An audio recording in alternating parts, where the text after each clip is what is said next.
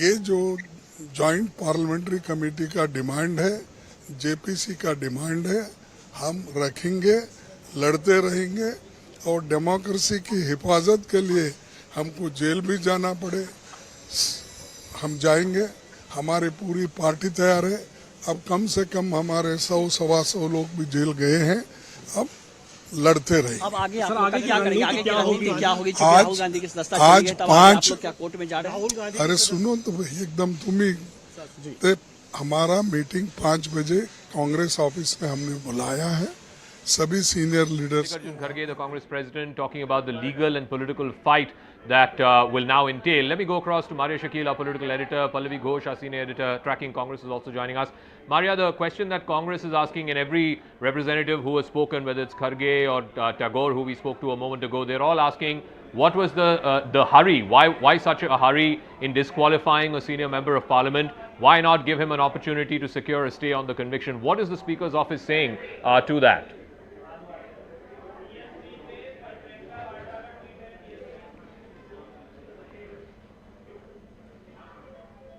You have to unmute, Maria, you have to unmute yourself.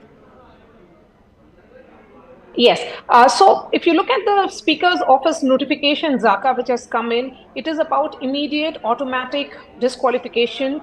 And of course, we did speak to the officers there. They gave us a sense that in Lily Thomas versus Union of India case, it is very clear. And if I were to read a part of that Supreme Court ruling, it said that any MP, MLA, MLC who's convicted of a crime and given a minimum of 2 years jail sentence, he loses the membership of the House with immediate effect. The question then is that did the Congress party inform the Speaker's office that this sentence has been suspended? The question also is on the role of the Congress, urgency that could have been shown by the Congress leaders before the Speaker. That did not happen, Zaka. But I think the point that you're trying to make about the politics of it becomes important because increasingly, Zaka, we are seeing that more and more political parties who were seen as not very friendly to the Congress party. There was an emergence of another axis with Mamata Banerjee and Akhilesh Yadav, having some parallel talks. All of them are now standing with the Congress. Is this really a turning point in some kind of opposition unity with Rahul Gandhi becoming the face of opposition with this disqualification? That remains to be seen. But as far as the Lok Sabha Speaker's office is concerned, they are saying that they are going with the rule book. All right. Priyanka Gandhi Vadra, AICC General Secretary and also the sister of Rahul Gandhi, she has just tweeted. She's tweeted in Hindi and I'm reading. डरी हुई सत्ता की पूरी machinery साम दाम दंड भेद लगाकर राहुल गांधी जी की आवाज़ को दबाने की कोशिश कर रही हैं। मेरे भाई ना कभी डरे हैं ना कभी डरेंगे, सच बोलते हुए जिए हैं, सच बोलते रहेंगे, देश के लोगों की आवाज़ उठाते रहेंगे. So the attempt by the Congress is also to once again this story, this court conviction, the move by the Speaker's office to disqualify Mr. Gandhi is all sort of feeding into the narrative from the Congress, that is that the democracy is in a backslide in India, that opposition leaders like Mr. Gandhi are not being allowed to speak in parliament, and that institutions are getting captured, and most importantly they are linking this to the Adani scam and the opposition demand for a GPC, which the government has not conceded so far. So let me go across to Pallavi Ghosh as well. So what does the Congress now plan to do about this, Pallavi? Yes, we're seeing tweets and bites to ANI, etc. But ultimately, if this has to be fought, it has to be fought politically on the streets of this country. What is the Congress doing about that? But the first thing that they're going to do, and what I've been told, they're going to start moving the court. They need to get ASAP stay on the conviction. And then Congress sources are telling me is, and the legal experts within the Congress party is, that once they get that stay on the conviction, they can manage a revocation of the disqualification. The only worry that they have is that the Election Commission should not issue a notification as far as bypolls in Wayanad is concerned. And to that also they are saying in case the Election Commission does that, then we are still going to move court to ask for a stay on that notification from the Election Commission on the grounds that he had 30 days of appeal. He should be given some time for stay on conviction so that the disqualification can be revoked. Pallavi, Rahul Gandhi has been a member of parliament since 2004 when he got into active politics, 3 times from Amethi and this latest term from Wayanad. What would this mean? Because he will have to give up his official bungalow. He stays in 12 Tughlaq Lane. Again, he will have to give that up, perhaps move in back with his mother in 10 Janpat. All the perks that come with being a member of parliament, all of that goes as of now? Absolutely. I mean, you know, a member of parliament gets a lot of benefits, lots of privileges. First of all, the privileges which a member of parliament enjoys, that protection, that immunity they enjoy inside parliament, that of course is going to be stripped. Apart from that, all official benefits by being virtue of being a member of parliament, that is also taken away, official bungalow being one of them. The kind of staff he has because being a member of parliament, the office he had in Wayanad, the office he had over here to assist him in the work of Wayanad, that is also going to be taken away. See, what happens was that when you become a member of parliament, you have staff in your official residence. They may be doing your political work, but that billing goes as far as being an MP is concerned. All of that is going to be taken away. He remains the former, now becomes a former member of parliament, and therefore those benefits that he would get in running his office by virtue of being an MP, all of that is stripped immediately. So these are going to be the first casualties of him being disqualified. But of course, as far as the security is concerned, security remains more or less intact. That's the reason is because of the antecedents, and he has been an SPG protectee for that matter. For that matter, security has also been given to Priyanka Gandhi Vadra, and she is not a member of parliament or MLA for that matter. So the security remains, but everything else he gets, the perks, the privileges as a member of parliament, all of that is going to be immediately stripped. All right. I've just got info from my colleague Arunima, who's put out this information that this disqualification order copy is now being sent to the Estate Department. The Estate Department, under the Urban Development Ministry, looks into allotment of MPs' bungalows. So that means that they will also move to ask Mr. Gandhi to vacate his MP's bungalow. All right, Rahul Gandhi, shots are coming in. These are shots of Mr. Gandhi in Parliament, walking up the steps. Entering the Parliament building. I believe this is from moments ago. Now that he's been disqualified as an MP, he will have to leave the Parliament premises. You can see a number of Congress supporters and fellow members of Parliament there welcoming him there as he climbs up the steps and makes his way into the Parliament complex. The question now is, what happens to the perks and privileges that come with being a member of Parliament? The MP's bungalow, the MP's offices that he has here in Delhi as well as in his constituency, all of that he will have to give up on. Let me go across to Arunima, who has more on this. Arunima, so now he stands to lose his official bungalow, as well as what else? What else do MPs get by way of perks of being an elected representative?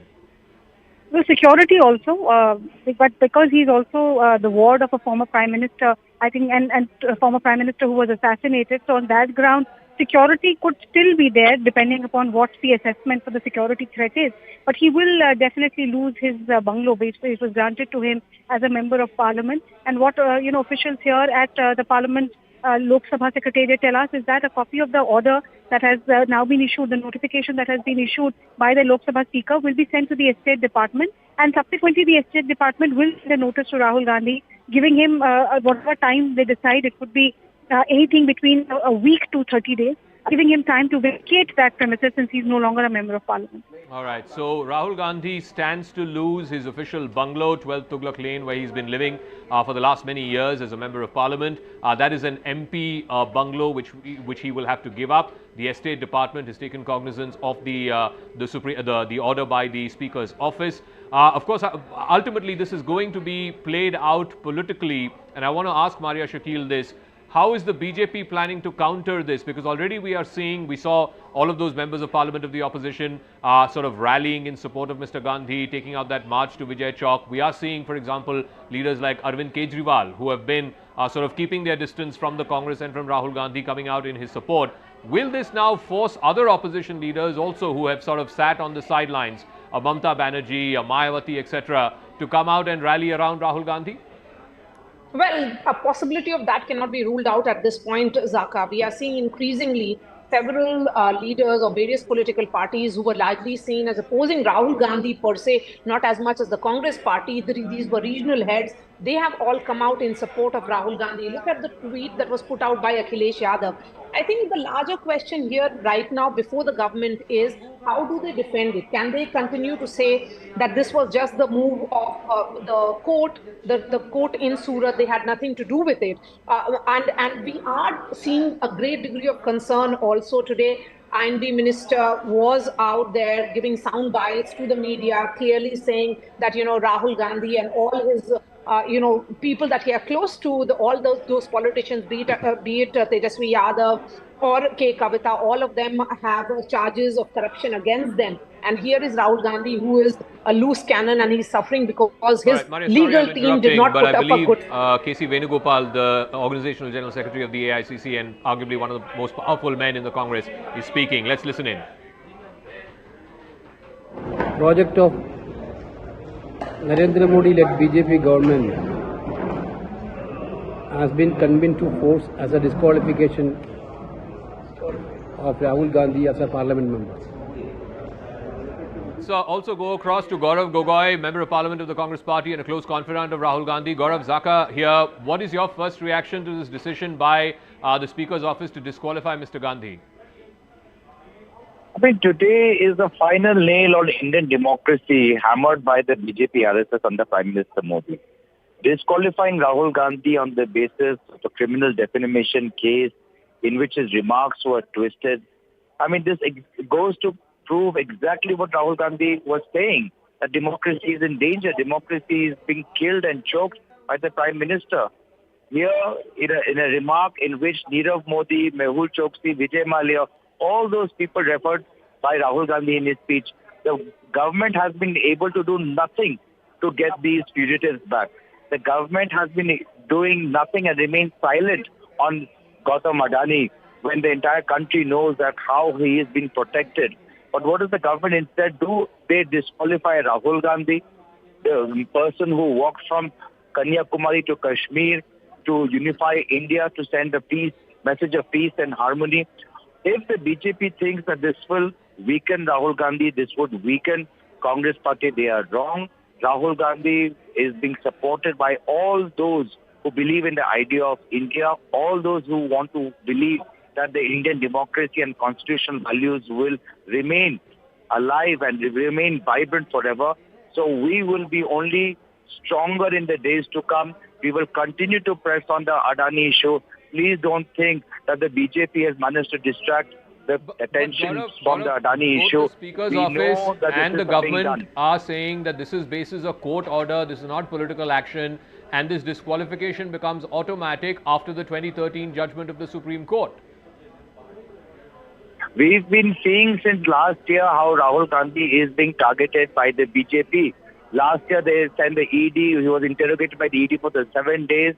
This year they sent the Delhi police to his house for remarks he made in Srinagar. His speeches are being erased in Parliament. He is being referred to the Privileges Committee. So, you cannot isolate today's decision from the environment that this party, BJP party, has been building. And again, not only Rahulji, but all those who stand today, whether it's students, whether it's farmers, whether it's opposition leaders, even journalists who are asking questions, does government, they are being arrested.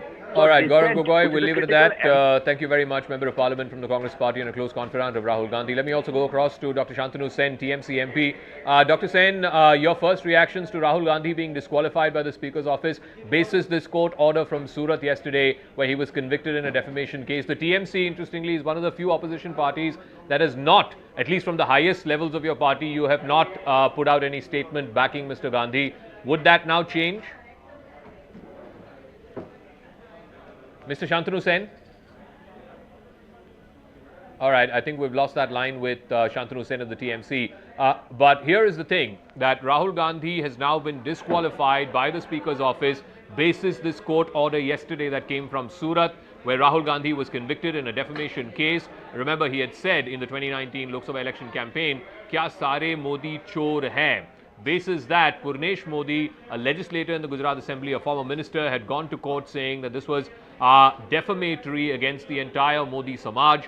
The court, in that case, held Rahul Gandhi guilty. It did suspend the sentence for 30 days so that he can appeal.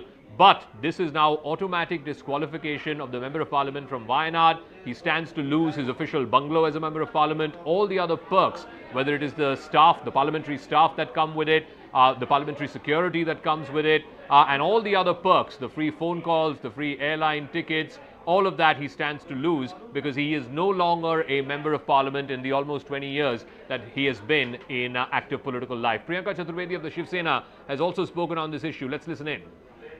Rahul Gandhi stands disqualified from Lok Sabha. Priyanka Chaturvedi is here with me. Ma'am, your first reaction to this notification of disqualification? I think it is a sad day for Indian parliamentary democracy that we've fallen to such lows that we have disqualified a member of parliament who has been a vocal voice of the opposition, and he hasn't even been given a chance to appeal in the court. He has to he's appealing to the higher courts with regards to this judgment.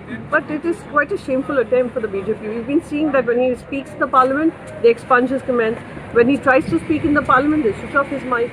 And now I think they've crossed all boundaries of how democracy functions. But he stands to now lose his official residence as a member of parliament as well. That's the next step we are taking. It's not surprising at all because it is just such a vindictive government we are living in. And I think it is for the people of the democracy to understand, people of this country to realize that today it is his disqualification, tomorrow it could be disqualification of your vote and your voting rights. And if we don't fight this together, if we don't fight this unitedly, we might as well shut down this parliament and turn that parliament into a museum. All right, Priyanka Chaturvedi there saying that this is worrying and that this just shows the vindictive character of the government. All right, I believe we also have Karti Chidambaram, Member of Parliament of the Congress Party, on the phone line. Karti, Zaka Jacob here. Your first reactions: the Speaker's office is saying that this is automatic disqualification. A court order has been passed finding your leader guilty. Therefore, the Speaker's office has no choice but to disqualify him basis the 2013 Lily Thomas Supreme Court judgment. We expected this. We have seen this happen to the Member of Parliament from Lakshadweep. We anticipated this. This will also go through the same route as what happened to Fazal of Lakshadweep. This judgment is liable to be set aside by a higher judiciary, which will be done in quick time, and Mr. Rahul Gandhi will be reinstated. But whether the Lok Sabha Secretariat will respect the court judgment and allow him to come back to Lok Sabha, we will see. Otherwise, we'll go to the Supreme Court. We know the trajectory where it's going. This is a very crude attempt to silence voices of the opposition. They are not going to succeed. In fact, they're only reinforcing Rahul Gandhi's argument about democracy being at peril in India. So it only plays right into our hands. But Karti, of course, legally, his lawyers will do the needful. They will challenge this in court. But the fact is, politically, how are you going to counter this? I mean, on the ground, we are not seeing the kind of rallying around Rahul Gandhi, not just from the Congress, but from other opposition parties as well. I'm sure you're a seasoned reporter. Don't take it's not just about people pouring out in the streets. People internalize what's happening. They make up their minds. These all affect them. The fact that this is a case which would have never been prosecuted, this is a classic case of malicious prosecution. A rhetorical political speech given in Karnataka is found to be defamatory in Gujarat. I mean, this is bizarre. I mean, there is no precedence for this in Indian judiciary. So this will all, people are watching it. They will internalize what's happening. We will take the message. We are a large party with a great ground game. We will take the message to the nooks and corner of India, and when we will succeed over hearts and minds. But this will clearly prove our point about how the BJP is systematically throttling democracy in this country. We will take this for us. Mr. Gandhi also stands to lose, for the first time in the almost 20 years he's been a member of parliament, he stands to lose his official bungalow, the security, parliamentary staff that comes with it. No, there is no. I mean, let us see what they do. I know the BJP's playbook by heart. So I mean, I've experienced that much more than anybody else. I know what they will do. We will react to it as they take each move. We will react to it. But please understand, this is not a defeat for us. In fact, they are playing into the hands. They are reinforcing the argument which he's been making. His speech at the Judge Business School is only getting strengthened further by their actions. And we will win the hearts and minds of the people, which is what is most important. And we will win in the people's court. Okay, we'll leave it at that. Karti Chidambaram there, Member of Parliament from Sivagangay and a close confidant of Rahul Gandhi there, saying that this is once again sort of playing into what Rahul Gandhi has been saying, whether it was in Cambridge or in Chatham House or of course what he's been saying in Parliament. Pallavi is now joining us. Pallavi, I think the other big question is this now going to rally the rest of the opposition around Rahul Gandhi? Because clearly, whether you like it or not, through these actions, and of course it will be legally challenged, but politically, he has now been elevated in a political pedestal that's slightly above the rest of the opposition field, as it were. Will a Mamata Banerjee, come out and support him? Arvind Kejriwal already has. Akhilesh Yadav has. Will a Mayawati do so? अरे क्या All right, SP Baghel, minister from the BJP, is now joining us. Baghel साहब, आपका पहला प्रतिक्रिया मैं चाहूंगा. कांग्रेस का कहना यह है कि ये जल्दबाजी में क्यों कर रहे हैं स्पीकर के ऑफिस उनको डिस्क्वालीफाई. उनको कम से कम ये अपॉर्चुनिटी दे दिया जाए कि हाई कोर्ट पे जाके स्टे लेकर आए वो. मेरी पहली प्रतिक्रिया ये है कि इस देश के संविधान और कानून से ऊपर आमदार और नामदार कोई भी ऊपर नहीं. 2019 में उनका एक भाषण, एक वक्तव्य जो एक जाति विशेष जो मोस्ट बैकवर्ड क्लास है, एमबीसी है, बैकवर्ड में भी अति पिछड़ी, उसके खिलाफ बेईमानी की बात कहना, जो समाज अपनी ईमानदारी, मेहनत और निष्ठा की वजह से जाना जाता है, पूरी समाज को इस प्रकार से गाली देना, उसका वादी ने मुकदमा कायम कराया. आईओ ने ऑडियो वीडियो देख करके माननीय अदालत में चार्जशीट थी और माननीय अदालत ने चार्जशीट का संज्ञान लेते हुए 4 साल में तमाम मौके राहुल गांधी जी को, कांग्रेस को, उनके वकील को दिए. सबूत और गवाह के अनुसार सूरत की जिला एवं सत्र न्यायालय ने उनको 2 साल की सजा. लेकिन बघेल साहब, हमारा कानून के एक मिनट में लेट मी कंप्लीट. जनप्रतिनिधि कानून की धारा 8 स्पष्ट कहती है और माननीय सुप्रीम कोर्ट का स्पष्ट आदेश है कि ये इस प्रकार से क्रिमिनल केसेस में किसी जनप्रतिनिधि को 2 साल और 2 साल से अधिक की सजा हो जाती है तो उनकी सदस्यता रद्द हो जाती है. अब आप इसको जल्दबाजी कह रहे हैं. ऐसा करके पार्लियामेंट डेमोक्रेसी और स्पीकर साहब की भी इंसल्ट हो रही है. और कल फैसले के खिलाफ बोल के कांग्रेस ने स्वतंत्र एवं निष्पक्ष न्यायपालिका के खिलाफ भी आरोप प्रत्यारोप किए हैं. ये डेमोक्रेसी के लिए ठीक नहीं है. अब्यूजिंग में, गाली देने में और आलोचना करने में बहुत फर्क है. एक पूरे जाति विशेष को, अति पिछड़ी जात को भ्रष्ट कहना या करेक्ट कहना, ये वही लोग हैं जो घमंड से चूर होते हैं, जो पिछली जातियों को, शेड्यूल कास्ट को कीड़े मकोड़े समझते हुए इस प्रकार की बात. बघेल साहब, बहुत बहुत धन्यवाद हमारे साथ जुड़ने के लिए. Let me also go across to my colleague Shireen, who is joining us from outside Rahul Gandhi's residence at 12 Tughlaq Lane. Where is he? Is he at home? Who is there with him right now? What are you seeing around you, Shireen? Well, there is, of course, a eerie silence outside the residence of Rahul Gandhi. He is inside, is what our sources have in fact been telling us. I'll ask my camera person to focus towards the entry point of Rahul Gandhi's residence. He is, in fact, very much at his residence, is what we are being told. But we're also expecting that there are going to be senior leaders are going to come. Now, 5 p.m. is when Mallikarjun Kharge has, in fact, called for a meeting where there will, in fact, be a strategy will be decided as far as Congress party is concerned, because they are planning a nation across protest. Across the country, they are planning protest as far as Rahul Gandhi's disqualification is concerned, because they knew it in itself yesterday. One of the Congress leaders were in fact telling us they are Bhupendra Yadav, Union Minister, speaking on this issue. Bharat को भी अपमानित London में जाकर के कर रहे हैं, और अब जब न्यायिक प्रक्रिया के अंतर्गत कोई निर्णय हुआ है, 4 वर्ष के न्यायिक पूरी प्रावधानों को, पूरी प्रक्रिया को पालन करके, पूरा उनको सारा अवसर दे करके एविडेंस रखने का, अपना पक्ष रखने का, अपने डिफेंस के विषय को रखने का जब निर्णय आया, तो कांग्रेस के नेता उस निर्णय के ऊपर अपशब्द कर रहे हैं, न्यायालय के ऊपर अपशब्द कर रहे हैं, न्यायिक प्रक्रिया पे अपशब्द कर रहे हैं. इस देश में न्यायिक प्रक्रिया के अनुसार शासन चलता है, और जो सर्वोच्च न्यायालय ने डिस्क्वालिफिकेशन का जो निर्णय दिया है, उसके अनुरूप जो जैसा अन्य जनप्रतिनिधियों के साथ कार्रवाई हुई है, उचित दिशा में, उसी दिशा में कार्रवाई हुई है. मेरा अब भी ये मानना है कि ओबीसी समाज के अपमान पे, ओबीसी समाज को अपशब्द कहने पे कांग्रेस को ही राहुल गांधी जी के साथ माफ़ी मांगनी चाहिए और ये स्वीकार करना चाहिए कि हम देश के लोकतंत्र के लिए काम करें, ना कि लंदन में जाकर देश के लोकतंत्र को अपमानित करें. कौन सी राजनीति? समाज को तोड़ने की राजनीति, सामाजिक सद्भाव की जगह छोटे समाजों को अपमानित करने की राजनीति, देश के लोकतंत्र को लंदन में अपमानित करने की राजनीति, कानूनी व्यवस्थाओं पर प्रश्न चिन्ह खड़े करने की राजनीति, कानून को न मानने की राजनीति. मेरा तो ये मानना है कि कांग्रेस का भारत तोड़ो अभियान जैसा ही उनका कृत्य और उनका आचरण है. उनको ये मानना चाहिए कि अगर भारत को जोड़ना है तो छोटे समाजों को सम्मान देना होगा, लोकतंत्र के गौरव को सम्मान देना होगा, न्यायिक प्रक्रिया और कानूनी विषयों का पालन करना होगा, और कानून की प्रक्रिया से ही सबको गुजरना पड़ेगा. 6 साल कर पाएंगे क्या? अब ये जो निर्णय है, ये तो निर्णय के हिसाब से ही है. आप मानते हैं अभी भी समय में उनको माफी मांगनी चाहिए? नहीं, पूरी कांग्रेस को क्यों नहीं करना चाहिए भाई? आप कैसे किसी छोटे समाज का अपमान कर सकते हो? आप किसी की भावनाओं को कैसे आहत कर सकते हो? आप उसको सार्वजनिक रूप से अपमानित कैसे कर सकते हो जब आपके पास कोई तथ्य नहीं है, विषय नहीं है? और ये जो बोलने की प्रक्रिया राजनीति में अगर हमको देश को आगे बढ़ाना है तो सार्थक विषय, मूल विषय, क्रिटिसिज्म और एब्यूज में अंतर होता है। ये एब्यूज कर रहे थे, क्रिटिसिज्म नहीं कर रहे थे। गाली देने में और आलोचना करने में अंतर होता है। कोई लोकतांत्रिक बहस नहीं कर रहे थे राहुल गांधी, एक ओबीसी समाज को गाली देने का काम कर रहे थे, जो उनकी इस कृत्य के कारण उनको सजा।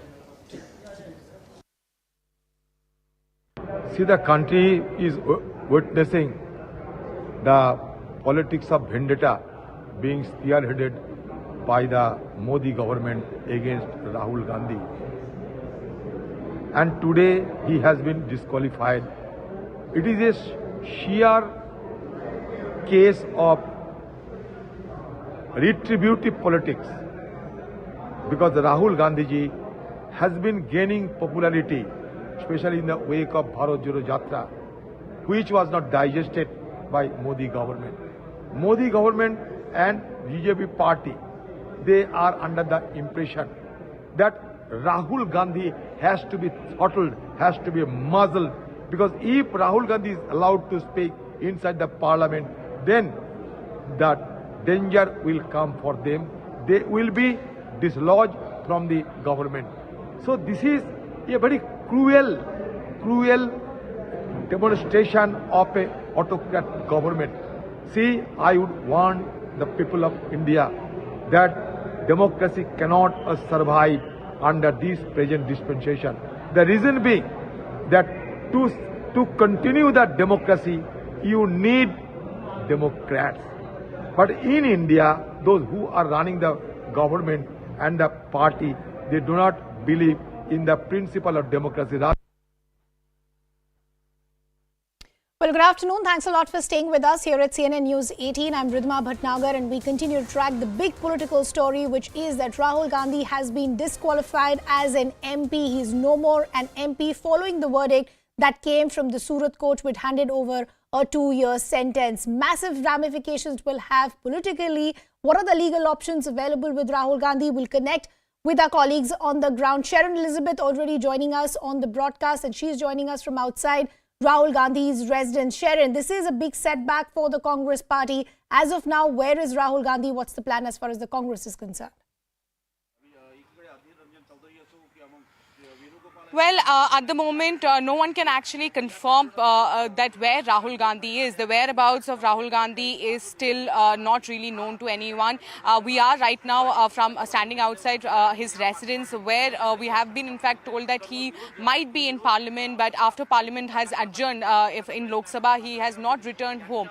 So in all probability, he might be in Parliament. But this is in fact a big blow as far as Rahul Gandhi and Congress party is concerned, and that is why they are going to take this up. There's going to be in fact a nationwide protest is what the Congress party is planning at the moment. Of course, the legal options that they have, that is going to be their priority. But apart from that, they are of course going to take this up on the streets, not just in Parliament, outside the Parliament today as well. We have seen the kind of protest that they did at Vijay Chowk.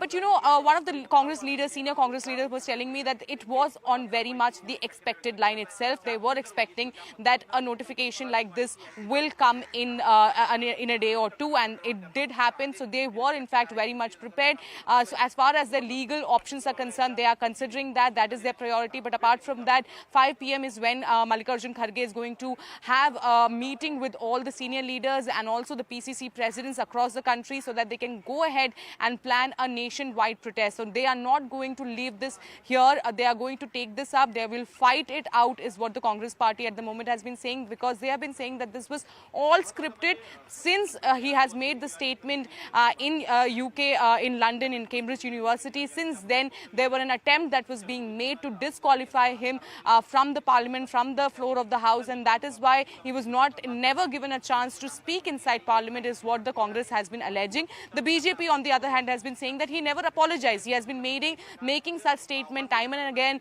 The statement that he made over which he's over which Surat court has in fact sentenced him to 2-year imprisonment. That was made in 2019. He has never apologized for the kind of statement that he has made inside or outside the country, and that is why perhaps such strict actions are being taken against him. And also we know the by law, BJP, as far as BJP is concerned, they have been saying that all decisions have been taken by law. There is nothing, being misused or arm twisting the law here has happened.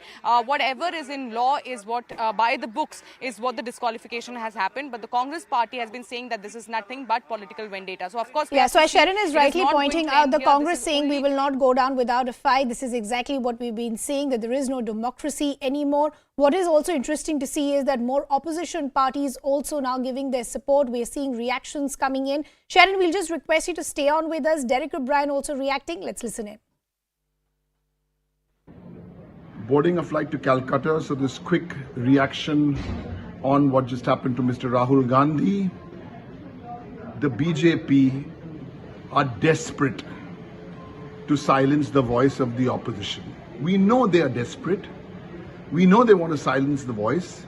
We know they would go to all kinds of lows, but this is the low of the low, the lowest since 1950.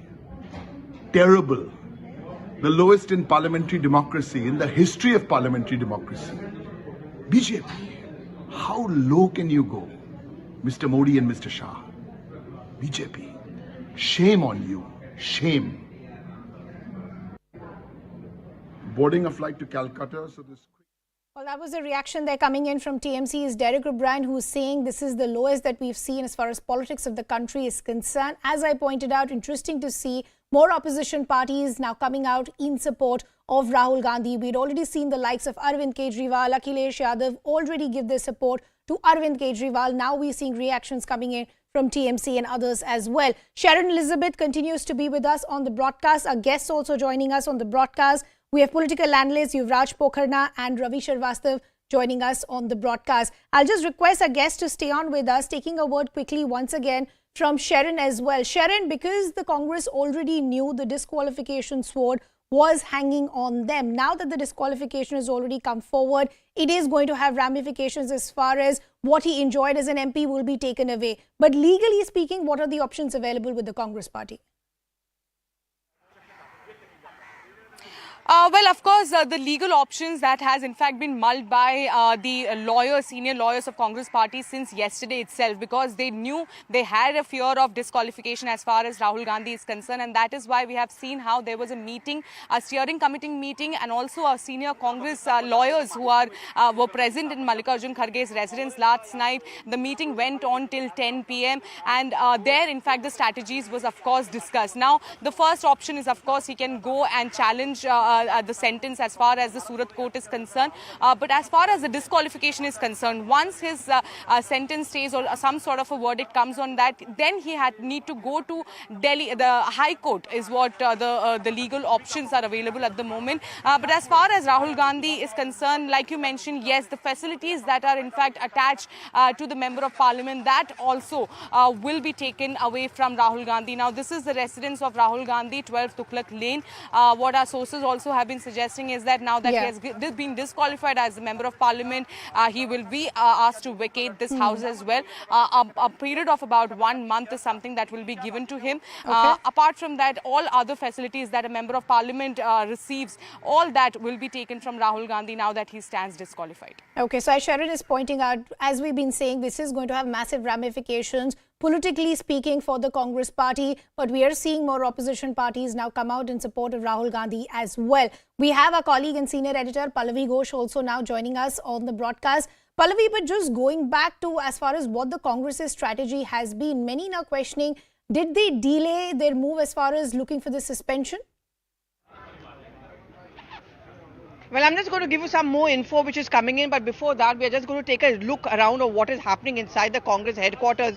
Even though at 3:45 is when the press conference is going to begin, Abhishek Manu Singhvi, one of the lawyers for Rahul Gandhi, and of course Jairam Ramesh. But I can also see security, which I'm going to try and show right behind, if you can see, moving towards 10 Janpad. So there is a possibility which cannot be ruled out of Rahul Gandhi. That's Rahul Gandhi's security, you can see there. So there's a possibility which cannot be ruled out that Rahul Gandhi comes here here, or possibly Priyanka Gandhi Vadra, all of them turn up here when that press conference takes place. So you can see those pictures of the security over there.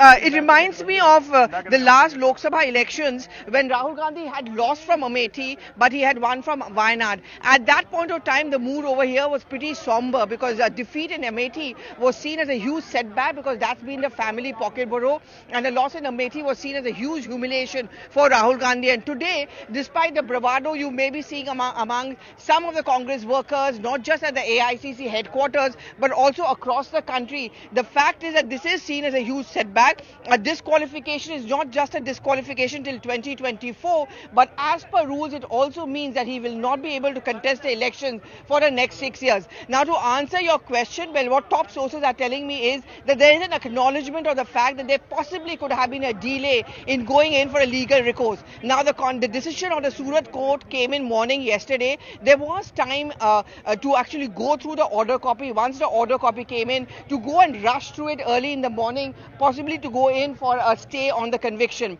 In fact, at the top-notch meeting which was taking place of the Congress MPs, in which present also was Sonia Gandhi, there was one view among the Congress MPs, and some of them were lawyers. Let's draft a note and write it to the President of India to ask for a possible stay on disqualification if that happens.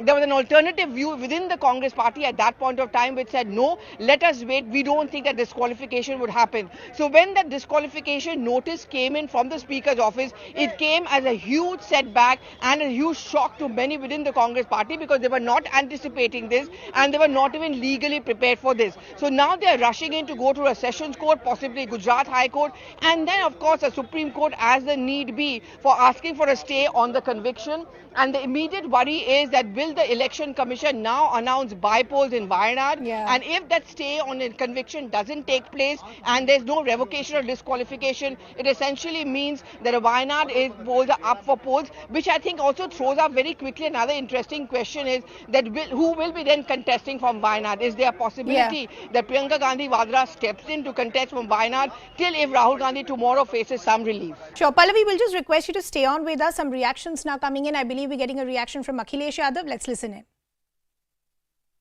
इसमें आई है, उन्होंने प्रशासन और सरकार का साथ लेकर के पहले तो झूठे मुकदमे लगवाए और कई ऐसे मौके आए हैं जहां पर प्रशासन ने और शासन ने मिलकर के समाजवादी पार्टी के कई सदस्यों की सदस्यता ली है। आप याद कीजिए मोहम्मद आजम खान साहब, उनकी सदस्यता गई, उनके बेटे अब्दुल्ला उनकी सदस्यता गई। इसी तरह समाजवादी पार्टी के जो सिटिंग एमएलएज हैं उन पर केस लगाना, इरफान सोलंकी कानपुर और एक अधिकारी बुलाया गया, बाहर से लाया गया, दूसरे प्रदेश के कैडर के अधिकारी को बुला करके ये निर्देश दिए शासन ने और सरकार ने कि आपको इसकी सदस्यता लेनी है। अभी 2 दिन पहले अगर आपको याद हो, Many opposition parties now coming forward and supporting Rahul Gandhi, and all of them saying exactly the same thing, that this is murder of democracy. The central government just wants to silence the opposition. Some are being put behind bars by misuse of central agencies, and others, the judiciary is being misused. Our guests have been patiently waiting. Yuvraj Pokharna, political analyst, Ravi Srivastava, political analyst. Yuvraj, coming to you first. Now we're seeing many more opposition parties come out in support of Rahul Gandhi, and the question they're being asked is that this is exactly what Rahul Gandhi was saying when he was in United Kingdom, that there is no more a democracy in the country because all opposition leaders are being silenced one by one. Either there is a misuse of central agencies or the judiciary today is being misused. What was the hurry as far as this disqualification was concerned? Ridhima, namaste. First of all, for starters, I would like to start with a Hindi adage, as they said, chor ki dadi mein tinka. So somewhere Rahul Gandhi has been in a state of perpetual abusive spree. See, let us not get into what Rahul said, what BJP does. But somewhere or the other, Rahul Gandhi knew that he must be facing the wrath of the law. And that's what actually happened in my city, Surat. The district magistrate, the sessions judge, actually followed the constitutional process. Yes, we may debate on the fact that the punishment has been somewhat on the harsher part. It could have not been 2 years. Why was it 2 years? That is a question. But yes, it was well within the constitutional framework. And second, with regards to the opposition unity, there's a very funny aspect of it. when it comes to traducing Modi, abusing Modi, and castigating expulsions on PM Modi, the whole opposition gets united. But when it comes to fighting elections, opposition is not united. You may remember a few days ago, Congress, AICC just jibed कि Congress अपने आप को बड़ा भाई ना समझे. So that's what is the reality, and the balloon of the opposition unity is. They're not united actually. No, but you know, Yuvraj, you also know that in politics there are no permanent friends or enemies. But today the opposition is coming together, more and more reactions coming in, one coming in from TMZ also, Akhilesh Yadav, Arvind Kejriwal had already come out in support. Because the point the opposition parties today is making that it's not just one political party that is being targeted. There is now a deliberate attempt to try and silence the entire opposition. But let's bring in Ravi Srivastava also in the conversation. Now, Ravi, the BJP is saying that Rahul Gandhi was a member of parliament. He knew the rule book. He knew what the protocol said. Despite that, you had him indulging in name calling like this time and again. The BJP is also saying we don't have a problem as far as having a difference in opinion with the BJP is concerned. That's okay. That's how a democracy thrives. But why do you have to stoop to a low where you start indulging in name calling like this? Then there will be legal repercussions. Riddhima, first of all, February 12, Rahul Gandhi first time made the remark regarding Adani in the parliament. And why was his remark expunged? The speaker says that he is expunged the remarks. Now, subsequent to Chatham House, Cambridge, when Rahul Gandhi came back, then BJP started the bogey. First you apologize, then we will run the parliament. Then we will allow you to speak. So it is all pre-planned. They have made up their mind. And Rahul Gandhi was also fully aware of it, that they cannot tolerate him. After Bharat Jodo Yatra, the entire BJP was rattled. So they knew it very well that they have to ease him out. Now, as far as opposition is concerned, one thing I see the silver lining in the dark cloud says that this will unite the entire opposition. If they can go for this kind of a thing, you heard just now Akhilesh Yadav. They've taken away the membership of at least 3 or 4, one Lok Sabha member also, 2, 3 assembly members also. Same thing will happen. I'm from your national channel. I'm warning the opposition parties of this country, even which are ruled by the exclusively regional parties, whether it is BRS, whether it is DMK, whether it is BJD. I'm warning them that this government is capable of bringing down their government also any day. They can watch. It's only a matter of Ravi Srivastava, I apologize for interrupting. From the Congress, Sachin Pilot is now joining us on the broadcast. Appreciate you taking out the time and joining us here. Your first reaction that has come in, Rahul Gandhi now disqualified as an MP. I think some of us saw this coming because the way the whole conspiracy is unfolded, just to hide behind the curtain of the judicial pronouncement and to make it look like it had to happen. There are many more factors to this. And I think it's bizarre in our democracy how things like this can happen and be allowed to happen. And with the speed at which the Lok Sabha has acted is also shocking. I think it's bizarre how a lower court judgment could. And the interesting part is that the judgment was for 2 years. You know, the conviction could have been for 6 months, 1 year, 1.5 years. But the specific using of 2 years is just only to ensure disqualification. And further, the fact that the member can't contest for 6 years. Now, Mr. Gandhi made a speech in an election about the fugitives who left this country. They all have a certain surname, and he made that in jest. Not to say that he was insulting the entire community, and that insult was so deep and disheartening that they had to go to court and file a defamation case, and 4 years later convict him for specifically 2 years. It's a very large conspiracy, and I think people of India are watching what is going on. So I see this as a real a dark day where you are not allowed to speak in Parliament, your voice is muzzled, you put people in jail, ED, CBI, income tax, notices, raids only to opposition leaders. And this has gone on for so long. And this is now a new law that we are seeing today. So I think we will fight this politically, we will fight this legally, but I think the actions of how things have unfolded are not missed by anybody. Right. Mr. Pilot, the BJP is saying that Rahul Gandhi was a member of parliament. He knew what the rule book was. He still wanted to indulge in name calling like this. Then why should the Congress have an issue when the disqualification has happened? You see, this name calling business, I know many people, including in the BJP, who have said things that are actually unpalatable. But Mr. Gandhi said, and I've heard that speech, is very clear. He only targeted those 2 or 3 individuals who have left the country by defrauding the banks of thousands of crores. And he was asking the question, a legitimate question, that why are these people being allowed to run away and why are they being brought back after so many years? And they all share a common surname. That was it. It was not about any community, about any OBCs or targeting, insulting anybody, but to use that as a pretext to file a PIL and defamation case, use the lower courts and God knows what pressures they may have been under to pronounce this judgment. It's unbecoming of a healthy democracy. I mean, one of the top leaders in the opposition, Mr. Gandhi, if he's not being allowed to speak in parliament and then to use this judgment to disqualify him in less than 24 hours, it tells you, the intention behind the people who are, who are holding the levers of power today. Okay, Mr. Pilot, we leave the conversation there. Thanks a lot for joining us here. There are a lot of quick developments that are happening as far as what's happening outside Rahul Gandhi's residence. We are now understanding Sonia Gandhi, in fact, has reached Rahul Gandhi's residence. Sharon continues to be with us. Sharon, talk to us about what's happening around you. Well, just a few moments back, Sonia Gandhi has in fact arrived at Rahul Gandhi's residence. The convoy in fact reached at the residence and she has gone inside. So that means that Rahul Gandhi is very much inside his residence.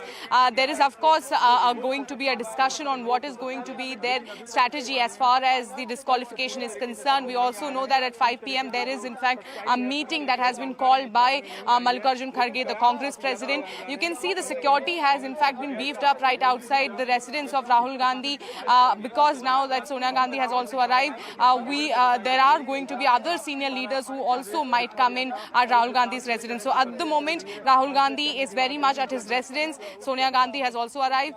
There are also talks that probably Priyanka Gandhi will also be reaching here in any time from now. And apart from that, senior leaders might also come in here. We also know that 5 p.m. is when the strategy meeting as far as Congress party for this disqualification is concerned, that is going to begin. So that is the update that is coming in from Rahul Gandhi's residence. So as Sharon is pointing out, you already have Sonia Gandhi reaching Rahul Gandhi's residence. There is a possibility that Priyanka Gandhi Vadra could also reach there. This is exactly something that Pallavi was pointing a short while ago when before that press conference happens at 3:45. It's a possibility that you could have the Gandhis be there for the press conference as well. But Sharon, politically speaking, of course, the legal team will be in a huddle already, try and see how they can get that suspension. But politically speaking, what's the plan as far as the Congress is concerned? What is going to be their narrative? Are they going to be protesting about this on streets across multiple locations of the country?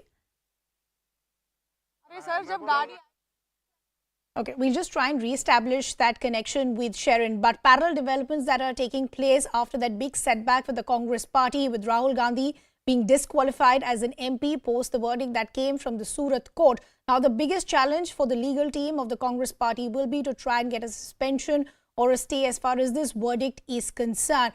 As of now, Rahul Gandhi has been disqualified as an MP. He's no more an MP, which means he'll lose the perks and privileges of an MP as well, which could mean his official residence, security, so on and so forth. Politically speaking, the Congress and other opposition parties now saying this is murder of democracy. This is exactly what we've been saying, that this government only wants to silence the opposition. So either there is misuse of agencies where opposition leaders are being targeted, put behind bars, and now there is misuse of judiciary as well. The Congress also at this point saying they will not go down without a fight. They will fight this both politically as well as legally. Sharon continues to be with us. Sharon, if you can hear me this time around, I was asking essentially the legal team will already be in a huddle as of now trying to get that suspension or stay as far as this verdict is concerned. But politically speaking, what is the plan as far as the Congress party is concerned? What is the plan as far as the Karyakartas and supporters of the Congress party concerned? Are they going to take to the streets now?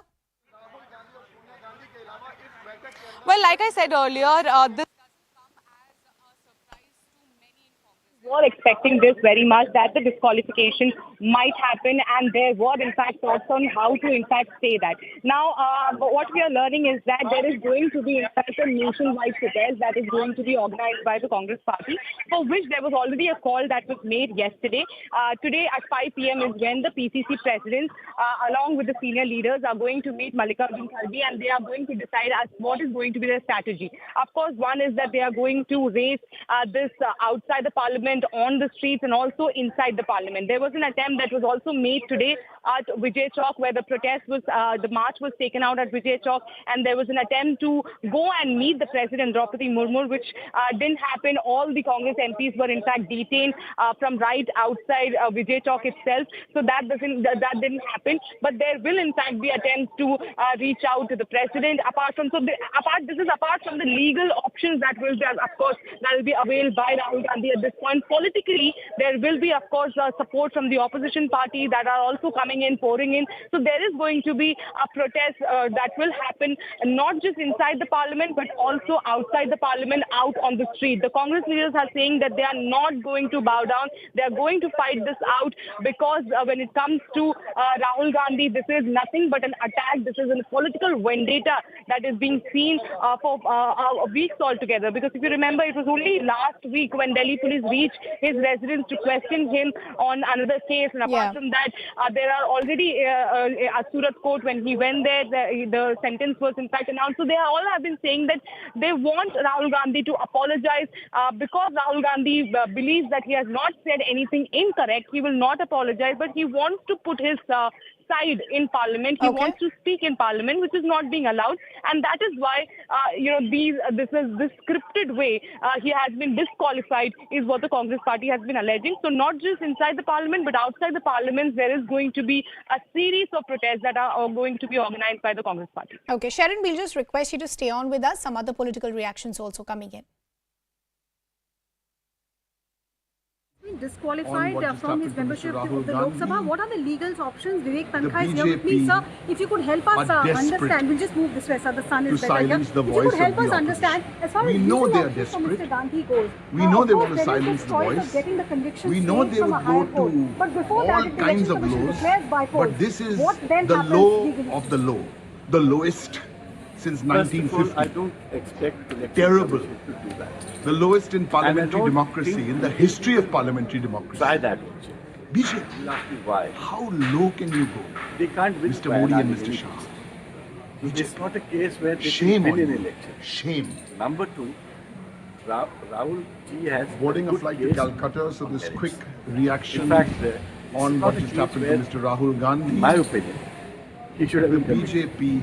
I have yet desperate.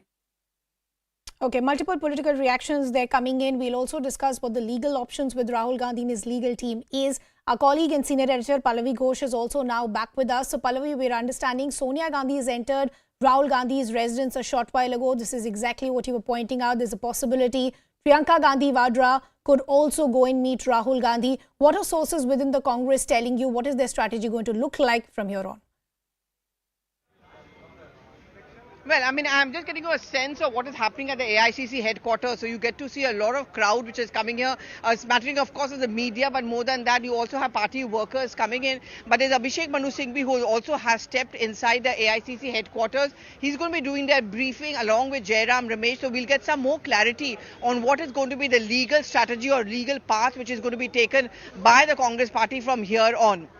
There's also a possibility which we cannot rule out of Rahul Gandhi himself possibly turning up at the AICC headquarters. But Ridhima, Rahul Gandhi was, I think, last seen in Parliament and I would say for a long time to come this morning, when he did not go inside the Lok Sabha, but he had entered the CPP office, which is the Congress Parliamentary Party office, along with his mother and the rest of the Congress MPs and of course the Congress President, and they were working on a strategy on what really needs to be done. What sources within the Congress party keep on confirming to us that the disqualification coming so soon, despite the fact that the law says very categorically that disqualification is immediate, was something which was not anticipated by many within the Congress party. And there is a sense now that perhaps there was a little bit of a delay. They should have approached the court much earlier, and second, also have sent a letter across to the President of India, who is qualified to actually put a stay on the disqualification. But that damage has been done, but I think they're going to try and undo the damage as much as they can legally. But the political battle also from now begins here at the AICC headquarters. Ironically, we are seeing a sudden buzz of activity, but on a somber day like today. But more than that, the attempt of the Congress party to try and get the opposition on board has also come in on a day, finally, with even the Trinamool Congress defending them when Rahul Gandhi stands disqualified. See, after this, the moment on, of course, is the entire procedure. He has to vacate his bungalow within a month's time. All the paraphernalia which an MP enjoys, all that is taken away. He remains as a former member of parliament. Right. Pallavi, thanks a lot for getting us all those details. Keep tracking those developments for us. This is the big political story that we'll keep tracking. We're slipping into a very short break, coming back with lots more.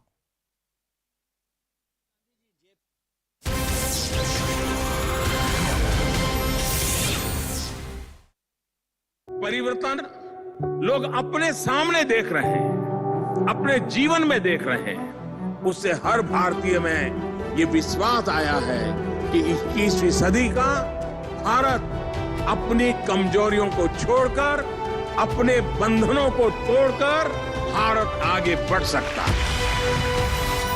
Poonawalla FinCorp presents News 18 Rising India Real Heroes. 29th and 30th March on News 18 Network. Presented by Poonawalla FinCorp Limited, enabling dreams. Ajay, you might hear me? Asking me? Yeah, Ajay, yeah, go on. Yeah, same thing Rahul Gandhi said in his argument, and today also in court, when judge said that you are convicted, Rahul Gandhi said that, मैं आपके पास दया या भीख नहीं, दया की भीख या माफी नहीं मांगता हूं, मैं सिर्फ यही कहना चाहता हूं कि मैं हिंदुस्तान के लोगों को प्यार करता हूं, और मैंने जो कहा था वो सरनेम के पॉइंट ऑफ व्यू से कहा था, समुदाय के लिए नहीं कहा था. And he said that mister Purnesh Modi is saying that 13 crore Modi समाज के लोग, which includes, Rathod, Gupta, Taili, Modi, Ghachi, Chaudhary, Das, Chettiar, Sahu. He said, you think that a politician would afford to dishearten so many people? He said, I have never done this. But I tell you, Zaka, interesting thing, people in Surat and BJP in Gujarat have started new narrative that now next chance is of Tejasvi Yadav, because yesterday Tejasvi Yadav has also made a similar kind of statement saying this, that all Gujaratis are fraudster type thing. उन्होंने जो statement कहा है उसके लिए they said that Rahul Gandhi is certainly going to lose his membership in parliament. This is what talk of the town in Gujarat, and they said now next chance is of Tejasvi Yadav, because somebody from Gujarat will file another case against Mr. Tejasvi Yadav on the same line, because he has also insulted with his derogatory remark against a Gujarati, against all Gujarati community. Okay, so let me ask Siddharth Luthra again on the legal point. What is the position now? One part is, of course, Mr. Gandhi has legal recourses in further appellate courts, but does his membership of parliament get automatically revoked? Does the speaker automatically revoke his membership of parliament? Because that's what the 2013 Supreme Court judgment says, that there is no window or there is no interim relief period before the membership is cancelled. In fact, I must tell you, I appeared in the 2013 Lily Thomas case for the government, and we were not successful in defending Section 8(4). So the effect of the striking down of the provision is that the constitutional provision obviously takes precedence, and the disqualification happens at the time of conviction. The formal disqualification formality is done by the speaker in this case, issuing a communication that this has happened. So that's the administrative part of the process. But as on today, the disqualification takes place, except the formality has to be done. That formal removal has to be done. This is a political attack that Rahul Gandhi made. He made an attack saying, "Kya sab Modi chor hote hain," clearly intended at Narendra Modi. I don't think him or any of us would have heard of Mr. Purnesh Modi even before this case came up. So the point is, for a political attack, if politicians are going to be sent to jail in criminal defamation cases, then politicians won't be allowed to say anything. Zaka, I don't think 9 p.m. on your channel and your debate should be the forum where we should discuss the merits of the case. The court has already come to a conclusion, and these arguments like you're making were made in all earnestness by Rahul Gandhi's lawyers, and they made it perhaps even more forcefully. But the court has judged that in one person's virod, you can't end up doing the virod or the defamation of an entire samaj. The Modi community happens to be a Ghanchi Samaj of OBC Samaj, and perhaps members of that community felt offended by the statements. They used legal recourse and they have now been able to get a conviction. So I think we must move on from that and we must come to 2 or 3 important points. First, Rahul Gandhi is a serial and a habitual offender towards making these statements. He had to apologize to the Supreme Court for the statements he made on Rafale. We all know he demanded foreign intervention on foreign soil. We've seen the statements he's made, the loose statements he's made about Hindus going and, who go to Mandir actually go and molest women. He has said things about how Hindutva is actually teaching violence against certain communities. He's made all kinds of statements even about Pulwama and Chinese demanding, wanting harmony. So he's a habitual offender. A court has found him guilty. Unless the Congress party tonight is saying that courts are acting on vendetta or are trying to become the handmaiden of a particular government, and I believe Mr. Chandrachud just in a recent program said that the courts function independent of any pressure from the executive, I think we should not make it a thing that now it is conditional commitment towards the constitution. And fine, secondly, look, Rahul Gandhi had torn up the ordinance once. If Rahul Gandhi's own standards of morality are that people who have been convicted for 2 years or above should be out of parliament, why doesn't he walk the talk today? He has been convicted. And just let me correct you on one technical point. You said that till 1 month it will not operate, the disqualification. Only sentence apparently in the judgment has been stayed. Unless there is a stay on conviction, because in a 2018 Supreme Court order, which has upheld the 2013 order, it has clarified that unless the conviction is stayed, the disqualification kicks in automatically after the Lily Thomas judgment, and therefore as of anybody's legal reading, and we have Ishkaran Bhandari to elaborate, as of now automatically Rahul Gandhi stands disqualified. No, and 2 things there. One, I did say that the conviction has to be stayed. As of today, only the sentence has been suspended. So I don't think he has the opportunity for Secondly, 1 month. No, it doesn't automatically kick in. The Speaker's office has to send out a letter saying so-and-so has been disqualified. Perhaps, but he does not have a period of 1 month. I'm on a larger point. Let me ask Dr. Ajay Kumar this. Essentially, what the BJP is saying is 2 things. Mr. Gandhi in 2013 tore up this very ordinance which would have given him some protection or at least interim relief, if you will, given the situation that he's facing today. So, if he's taken that position in 2013, he should take that same position in 2023, all the more so for himself. And secondly, this is basic. The law of the land should apply for anyone. Rahul Gandhi, just like any other citizen of this country, is not above the law. A court of law has found him guilty. He has legal avenues, legal recourses, let him exercise those, but he should respect the judgment of the court. First of all, Zaka, I mean, if I heard Mr. Poonawalla say serial offender and habitual offender, the kind of words they use, I mean, we would like to, if Mr. Gandhi is a serial offender, what about the BJP's whole ministers? They are serial trollers, including the Prime Minister denigrates the first Prime Minister, uses the Nehru surname left, right and center. The kind of statement Prime Minister makes कि हमको शर्म आती थी जब हम विदेश जाते थे कि हम भारत के हैं. So let's not get into how and then continue to deal in half truths and lies, saying and serious. I mean, the kind of statements they make on politics.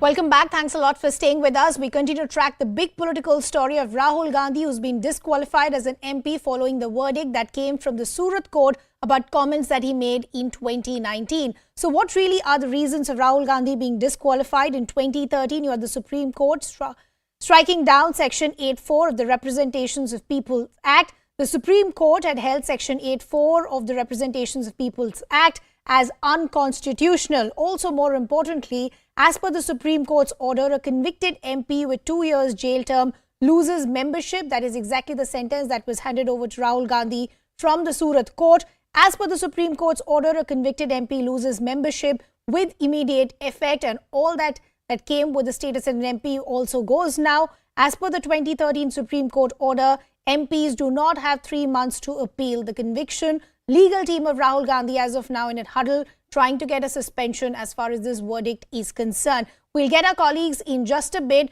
but we're also getting a reaction coming in from Ravi Shankar Prasad. Let's listen in. उनको 2 साल की सजा हुई थी, वहाँ भी by election हुआ या नहीं हुआ. तो ये कानून है और इस कानून को सख्ती से लागू करवाने वाले राहुल गांधी ही है. याद है ना आपको 2013 में तो लिली थॉमस के केस में सुप्रीम कोर्ट के निर्णय को बदलने के जो ऑर्डिनेंस लाया गया था लालू प्रसाद को बचाने के लिए, उसको इन्होंने ही फाड़ा था। तो इसलिए ये बिल्कुल बेबुनियाद बात है कि ये जो अडानी की बात, भ्रष्टाचार की बात, लालू प्रसाद ने मोदी पूरे समाज को अपमानित किया, जिसमें पिछड़े हैं या कि पिछड़े लोग आते हैं, उनके खिलाफ जो बात कही। अब तो कांग्रेस कह रही है हमको राहुल गांधी डरने वाले नहीं हैं। भाई इस पे कौन सी बड़ी बात है? देखिए, ये विषय न डरने का है न झुकने का है। ये विषय है कि आप बोलने की आज़ादी में गाली बोलेंगे क्या, गाली पढ़ेंगे क्या, ये सवाल है। उन्होंने एक पूरे समाज को गाली दिया, तो समाज के लोगों का अधिकार है। अगर आपको गाली देने का अधिकार है तो जो उससे पीड़ित होता है उसको कानून की शरण में जाने का अधिकार है। तो इसमें रवि सर देश हिंद जाना चाहती है कि सिर्फ एक दो उसमें सब प्रावधान जो ऑर्डिनेंस था, उसमें यह था कि एक तो आपकी सदस्यता जाएगी, एक तो आप 6 साल चुनाव नहीं लड़ सकते। तो राहुल गांधी का विकल्प क्या है? वो 6 साल चुनाव नहीं लड़ पाएंगे? ये उनके कानून के लोग उनको बताएंगे। लेकिन मैं आपसे, अमिताभ जी, आप तो बड़े अनुभवी पत्रकार हैं, एक सवाल पूछता हूँ। पवन खेड़ा में तुरंत भाग करके उन्होंने सुप्रीम कोर्ट में मेंशन किया, स्टे लिया। राहुल जी के मामले में देरी क्यों हो रही थी? बोलिए। तो क्या वो जानकर इसकी प्रतीक्षा कर रहे फैसला हो जाए? अभिषेक मनु सिंघवी ने कल तो प्रेस कॉन्फ्रेंस किया था। जिस तरह पवन खेड़ा के मामले में मैंने आपको एक स्थिति बता रहा हूं, वो तुरंत एयरपोर्ट पर हुआ तो भाग के चले गए, फिर सुप्रीम कोर्ट गए, फिर वहां से प्रोटेक्शन लिया। यहाँ क्या मामला था? वैसे देश का कानून बहुत क्लियर है कि एक बार आपको 2 साल या उससे ऊपर की सजा हो गई तो आपकी अयोग्यता स्थापित हो गई, क्योंकि तो आप कन्विक्टेड है, मतलब आप डिस्क्वालिफाइड है। अब बाकी स्पीकर ने उस निर्णय का पालन किया है, और एक को नहीं हुआ है, पता है, कई का हुआ है। मतलब ये राजनीतिक लड़ाई नहीं, अब कानूनी लड़ाई लड़ी। अब ये वो तय करे। देखिए, मोटी बात ये है, आप गाली पढ़ेंगे, पिछड़े समाज के सरनेम को क्या क्या नहीं बोलेंगे, और उसके बाद डिफेमेशन होगा। डिफेमेशन में आप लड़ेंगे, आपके वकील बहस करेंगे, गवाही होगी, फिर सजा होगी, आप माफी नहीं मांगेंगे, और उसके बाद कहेंगे साहब मैं तो लड़ूंगा। इसका क्या है? പരാമർശം, ആ പരാമർശം ഈ രാജ്യത്തെ പിന്നോക്ക സമുദായങ്ങൾക്ക് മുഴുവൻ വേദനയുണ്ടാക്കിയിട്ടുള്ളതാണ്, പിന്നോക്ക സമുദായങ്ങളെ അപമാനിക്കുന്നതാണ്. കോടതി പലതവണ ചോദിച്ചു അദ്ദേഹത്തോട്, ഈ പ്രസ്താവന പിൻവലിച്ച് മാപ്പ് പറയാൻ തയ്യാറുണ്ടോ? അദ്ദേഹത്തിൻ്റെ ധാർഷ്ട്യം അദ്ദേഹത്തെ അതിന് അനുവദിച്ചില്ല. ഞാൻ എൻ്റെ പരാമർശത്തിൽ ഉറച്ചു നിൽക്കുന്നു. അതായത് പിന്നോക്ക സമുദായങ്ങൾക്ക് അപമാനകരമായിട്ടുള്ള പരാമർശം, ആ പരാമർശം നടത്തിയതിൽ നിന്ന് ഞാൻ ഒട്ടും തന്നെ പിന്നോട്ട് പോകാൻ തയ്യാറല്ല. ഒരു ദേശീയ പാർട്ടിയുടെ, ഈ രാജ്യത്ത് ഏതാണ്ട് 10-60 വർഷം ഭരിച്ച ഒരു പാർട്ടിയുടെ ഏറ്റവും സമുന്നതനായിട്ടുള്ള നേതാവ് ഈ രാജ്യത്തെ പിന്നോക്ക സമുദായങ്ങളെ മുഴുവൻ തന്നെ അപമാനിക്കുന്ന തരത്തിലുള്ള പ്രസ്താവന നടത്തി. ആ പ്രസ്താവനയുടെ പേരിൽ കോടതി നടപടിയെടുക്കുമ്പോൾ തെരുവിൽ പ്രതിഷേധിച്ചുകൊണ്ട് ഞാൻ പുണ്യവാളനാണ് എന്ന് വരുത്താനുള്ള. And some breaking developments also now coming in as to what is going to be the strategy as far as the Congress party is concerned. We're now understanding Sonia Gandhi, who was present at Rahul Gandhi's residence, has in fact now left a short while ago. Priyanka Gandhi is also present at Rahul Gandhi's residence. We're also understanding there is going to be a crucial Congress meeting at about 5 o'clock this evening. That's the big update that's coming in. Our colleagues now joining us on the broadcast. Senior editor Pallavi Ghosh joining us on the broadcast. Sharon Elizabeth, who's outside Rahul Gandhi's residence, also joining us on the broadcast. Sharon, coming to you first. So a lot of people already visiting Rahul Gandhi. Sonia Gandhi is left, but Priyanka Gandhi is at Rahul Gandhi's residence. What are your sources telling you?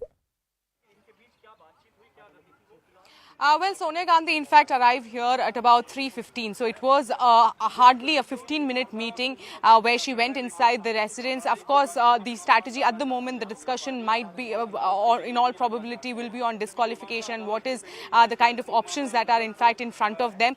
Priyanka Gandhi also, in fact, is in the residence at the residence of Rahul Gandhi, and she has not left from the residence. As of now, only Sonia Gandhi has left from here. So Priyanka Gandhi still remains there.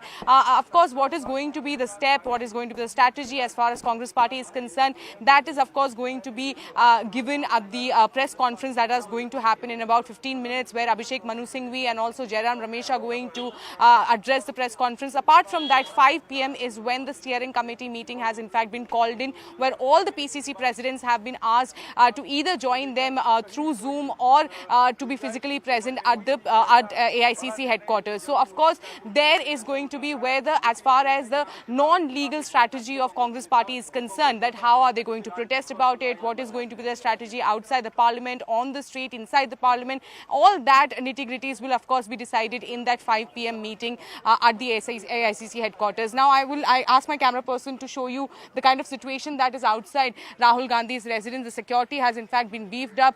There is in fact barricades that has in fact been put in because a huge number of media personnel has in fact joined over here. So that is why there is in fact a lot of security that is in fact in place. As of now, Priyanka Gandhi is already inside the residence. Sonia Gandhi has left from Rahul Gandhi's residence, is the update that we are getting from the residence of Rahul Gandhi.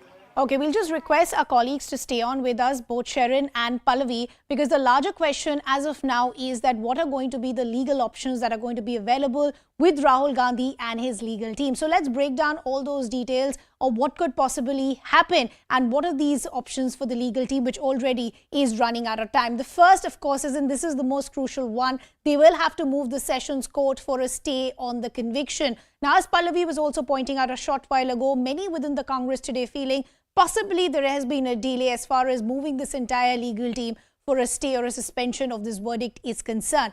Option 2 that is in front and available for Rahul Gandhi and his legal team, they approached the president to challenge the disqualification because the president does have that pass to stay as far as this verdict is concerned. They also have the option of moving the top court, which is the Supreme Court, under the special leave petition. That also what is an option that will be available with the legal team as far as Rahul Gandhi is concerned. But the most immediate one is going to be as far as that relief from the Sessions Court is concerned.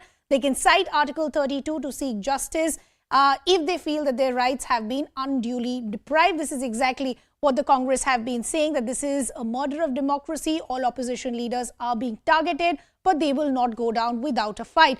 Let's also bring in Pallavi Ghosh in the conversation, who is joining us from the AICC headquarters. Pallavi, what's happening around you? We are seeing Priyanka Gandhi Vadra at Rahul Gandhi's residence. Sonia Gandhi has already met him. There is a press conference that's expected as well. What are you seeing around you? What is the kind of activity that's happening around you? Well, a lot of buzz inside the AICC headquarters, if I may say so, Ridhima, after a long time. I mean, in fact, yesterday also when I walked in here, when the conviction order had come, it was absolutely deserted. There were not too many party workers, but you can see at the sprawling lawns of the AICC headquarters, there are certain spattering of party workers. There's also been preparations for the Gandhis to arrive over here. Remember, they're a part of the steering committee, which is actually the core group of the Congress party. That is a pre-scheduled meeting which is taking place at 5 o'clock, but it is also now going to chalk out the legal and the political road ahead. And apart from that, there are workers who are sprawling in here. There are, of course, the media, because we are all waiting for the press conference to begin. Abhishek Manu Singhvi has already arrived, and he's going to lay out for us what really is going to be the legal options the Congress party is going to be exercising. Of course, going to a Sessions Court, the High Court, and then possibly Supreme Court, depending on the need. But apart from that, I think what the Congress party is now going to be working upon, one, they've managed to do, there's some glimmer of hope that even a Trinamool Congress, which has largely stayed away from being by the side of the Congress party, today has come out in defense of Rahul Gandhi. So that is one bitterness which has been overcome. Whether it's been able to sustain for a long time, that of course remains to be seen. I apologize for interrupting. We in fact have Mahesh Jethmalani now joining us on the broadcast. Good to have you on the broadcast with us. Rahul Gandhi has been disqualified. The Congress is saying the judiciary is being misused. They're saying the law is being misused. How do you see the disqualification? Look, I mean, this whole argument is frankly, to my mind, quite absurd. There's a conviction yesterday, right? This is not a case which has suddenly come up because of Rahul Gandhi's, many statements in public. It's a statement of 2019 for which he's been prosecuted at that time. The trial is completed, the arguments were over. Only judgment was awaited. So judgment came out. Now, this is a purely legal issue. The disqualification is a consequence of that conviction. The law mandates it. The Supreme Court said so. The Supreme Court says if you get a conviction of 2 years sentence in any offence, then you stand disqualified as a member of parliament or any other legislature in the country. It's automatic. So what is it? I mean, all you've got to do is go and get a stay now and get it set aside. People are all Rahul supporters, whether they're legal or non-lawyers or laymen, they're all going on ad infinitum, saying that, it's a case is a weak case, there's no defamation, etc. So go to the appellate court and canvass it there. That's where it is supposed to be canvassed if you want relief. Instead of beating your breast here in public, please go to the Sessions Court, which is the appellate court, and, tell the court that there's nothing in this case. Please give us a stay on the conviction. And Rahul Gandhi's MPship will be reinstated. Right. Mr. Jethmalani, there are two arguments that are being made with the Congress at this point. Politically, they're saying that the opposition is being targeted of every single party because they just want to silence the opposition in this way. This is exactly what Rahul Gandhi was saying in UK, that there is no thriving democracy. Legally, they're saying even as far as the Surat Court verdict is concerned, there were many errors in it. The Congress is saying, judges were changed time to time. So we knew this was coming. So they're saying there are lapses on both sides because the agencies on one hand are being misused, the judiciary is being misused, and politically this is the mindset of the BJP. They just want to silence the opposition. But the best thing to do, therefore, is if you're saying there's something legally flawed, right?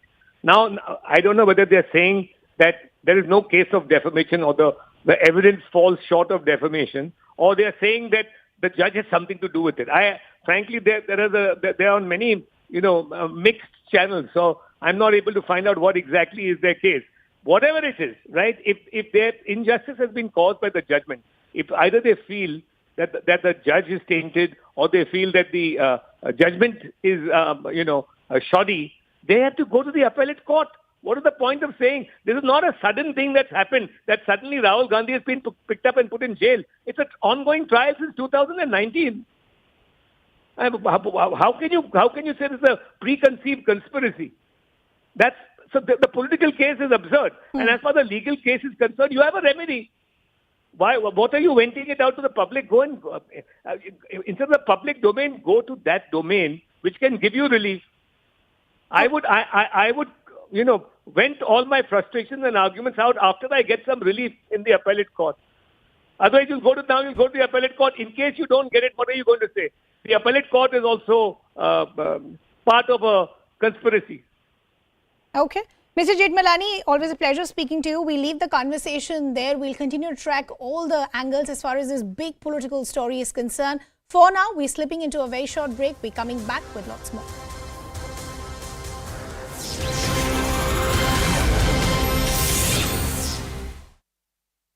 Ghachi, Chaudhary, Das, Chettiar, Sahu. He said, you think that a politician would afford to dishearten so many people? He said, I have never done this. But I tell you, Zaka, interesting thing, people in Surat and BJP in Gujarat have started new narrative that now next chance is of Tejasvi Yadav, because yesterday Tejasvi Yadav has also made a similar kind of statement saying this, that all Gujaratis are fraudster type thing. उन्होंने जो statement कहा है उसके लिए they said that Rahul Gandhi is certainly going to lose his membership in parliament. This is what talk of the town in Gujarat, and they said now next chance is of Tejasvi Yadav because somebody from Gujarat will file another case against Mr.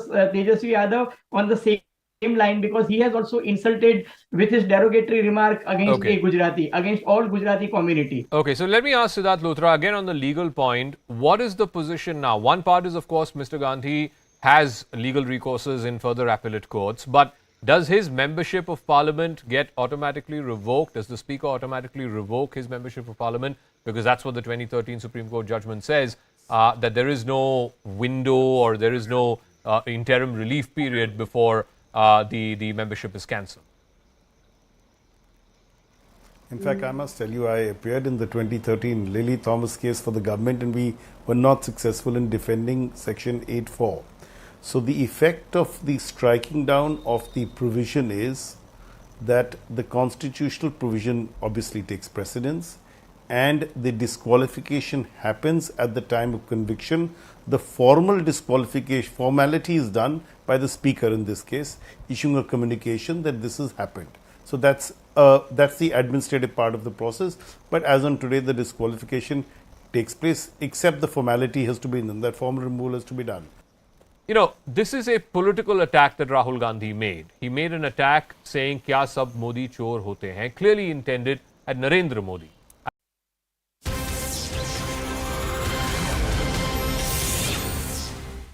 Institutions by the ruling party,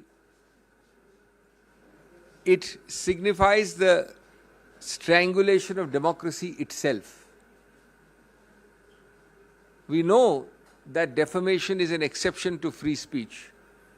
But over the last several years, we have had repeated examples of unthinkable assaults on freedom of speech, more importantly, on freedom after speech. After speech, you are told that you will be visited with the worst possible consequences, be it criminal, be it civil, be it incarceration, be it intimidation, be it harassment in every sphere of your life. We all know that Shri Rahul Gandhi has been speaking out fearlessly inside and outside Parliament.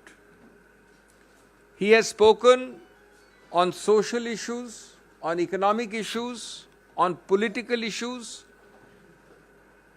without any fear or inhibition, frankly and candidly, through you to India. Clearly, he is paying a price for it. Clearly, this government is rattled because he speaks with facts, figures on demonetization, be it on a supposed clean chit to China, be it on GST. He is consistently aggressive and open in his questioning.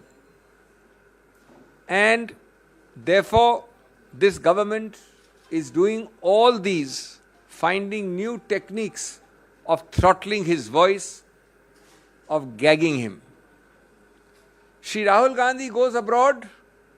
He is not entitled to speak freely on grounds of fake nationalism, created imaginary nationalism, rhetorical nationalism, non-existent issues. He comes back and his speeches abroad become the basis of action against him inside Parliament. He speaks in Parliament, one of the most detailed and open speeches when the Prime Minister spoke, and he is referred to the Privileges Committee. After he came back from abroad and post the recess, when this session starts, a remarkably new ground is found, unheard of in the annals of parliamentary history. The ruling party resorts to disruption every day, saying a precondition for someone to speak in Parliament or attend Parliament is that he must first apologize. I don't think in any parliamentary democracy, Westminster or not Westminster, you have found this kind of stipulation. So disruption by the ruling party. All of this is part of a pattern.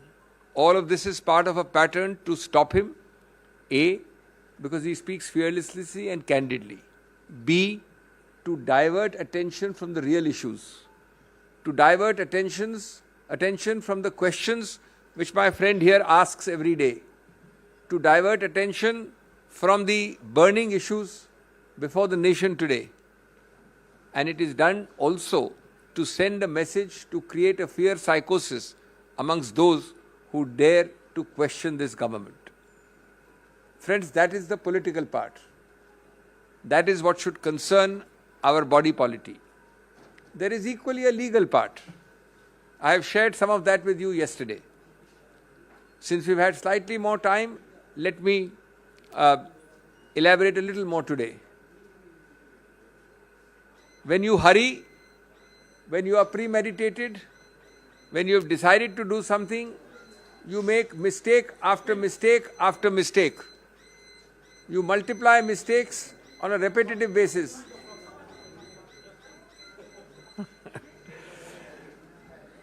Take for example, the alacrity with which you are moving. Within 24 hours, you are moving with amazing alacrity. I need to remind you that a few months ago, in a case of another political leader from Uttar Pradesh, belonging to the leading party in that state, the Supreme Court, quote unquote, when an immediate by-election was sought to be announced post-disqualification of that person because of conviction, immediately, without waiting for that person to exhaust the legal remedies available, the Supreme Court in that case not only deferred the by-election, but then added, look with what alacrity have you proceeded. This is yet another example. But it gets curiouser and curiouser.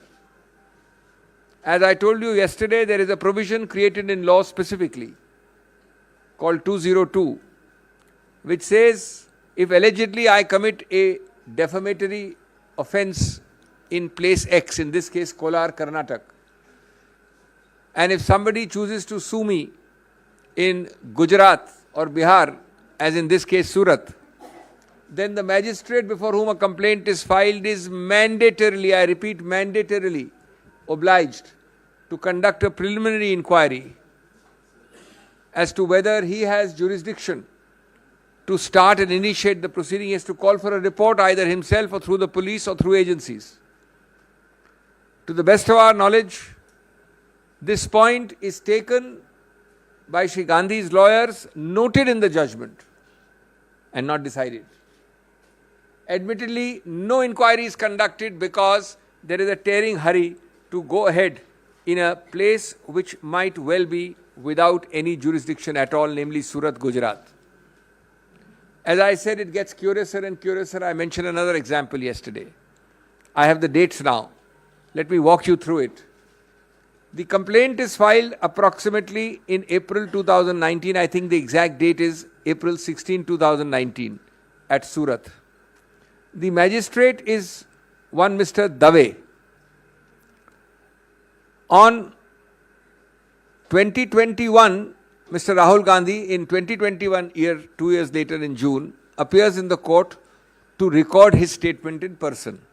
Shri Rahul Gandhi appears in that court. In March 22, that is 3 years after the complaint is filed, and 1 year after Shri Rahul Gandhi appeared there, the complainant files an application against someone Rahul Gandhi. When that application is rejected, possibly by a firm magistrate, obviously he had been called, he had come a second time, you cannot harass people to come again and again, he rejects it.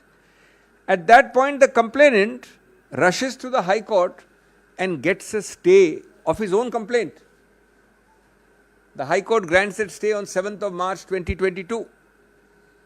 So I file a complaint, I seek a stay of my own complaint. Perhaps days are not auspicious, the climate is not ecologically suitable. Now the same complainant, after a hiatus of 11 months, when he has no interest in his own complaint, suddenly wakes up and goes on 16th February this year, seeking a vacation of the same stay which he himself obtained. And I quote, he pleads, and you must all read between the lines.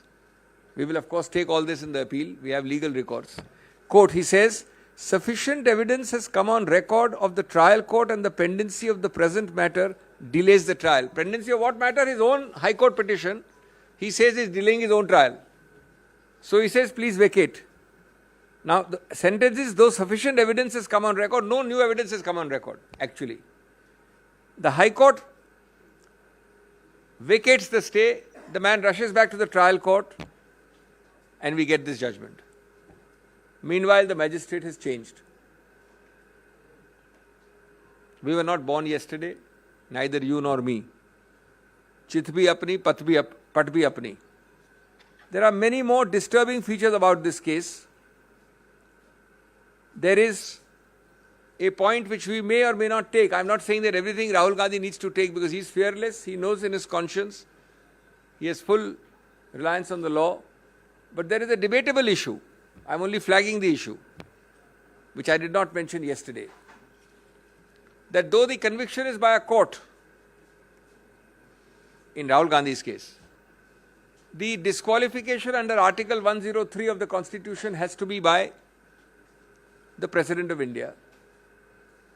And under 103, the President of India has to first, before disqualifying Shri Rahul Gandhi, take an opinion, a recommendation from the Election Commission. Admittedly, it is not done. In the interest of fairness and completeness, I must let you know also that in a case called Lok Prahari, the Supreme Court has noted the argument of the Election Commission, which says, the Election Commission says, the Supreme Court does not so hold, that we do not need to go to the President with a recommendation because this is a court conviction. The President has no role in a court conviction case. Though this point is noted by the Supreme Court in the Lok Prahari case, it is not decided. The Election Commission, no doubt, has issued circulars saying, in such cases of conviction, we don't need to go to the Honorable President. But my question is a little different. If the Constitutional Article 103 says so, neither the practice of the Election Commission, nor indeed a recordal of a submission of the Election Commission to the Supreme Court, nor indeed a recordal by the Supreme Court can change the Constitution. The highest law of the land is the Constitution. The text of the constitutional article cannot be diluted by a practical approach saying it's a conviction by a court, therefore President is excluded.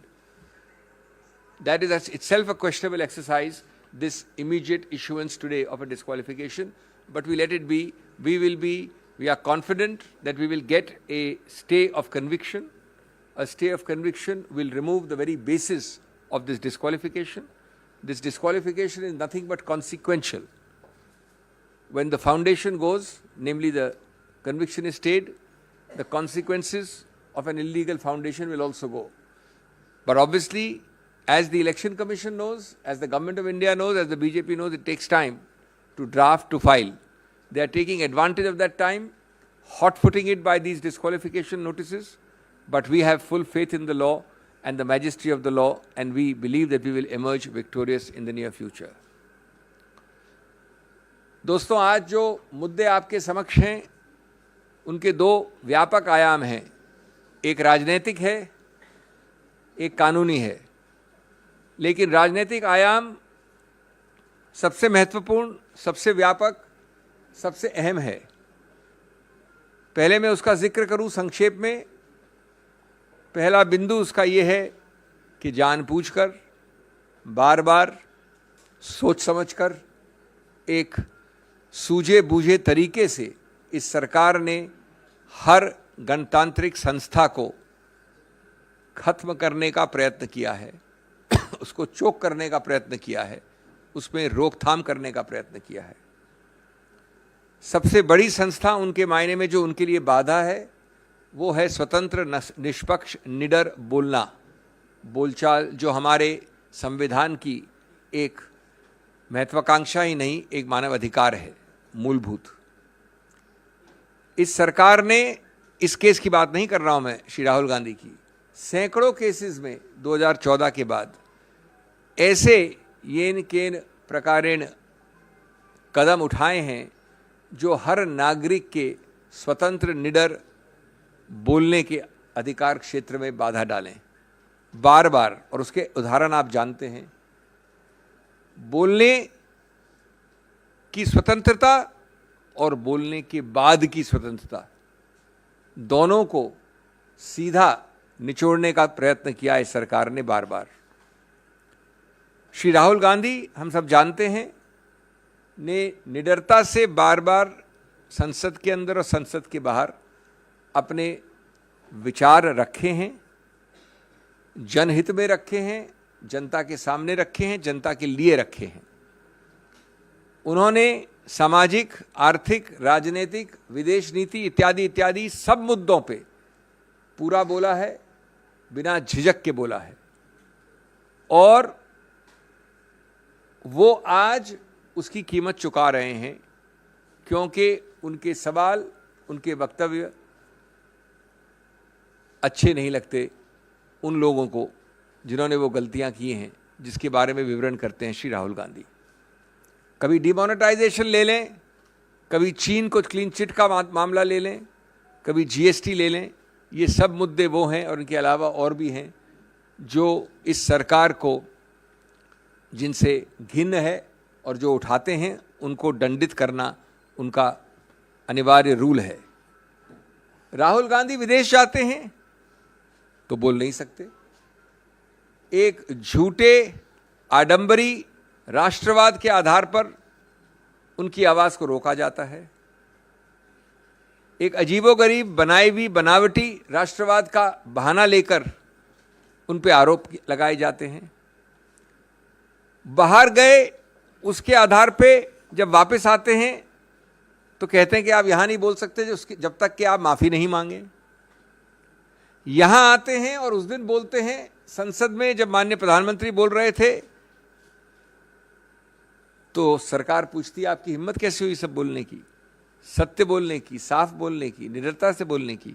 हम आपको privileges committee भेजते हैं।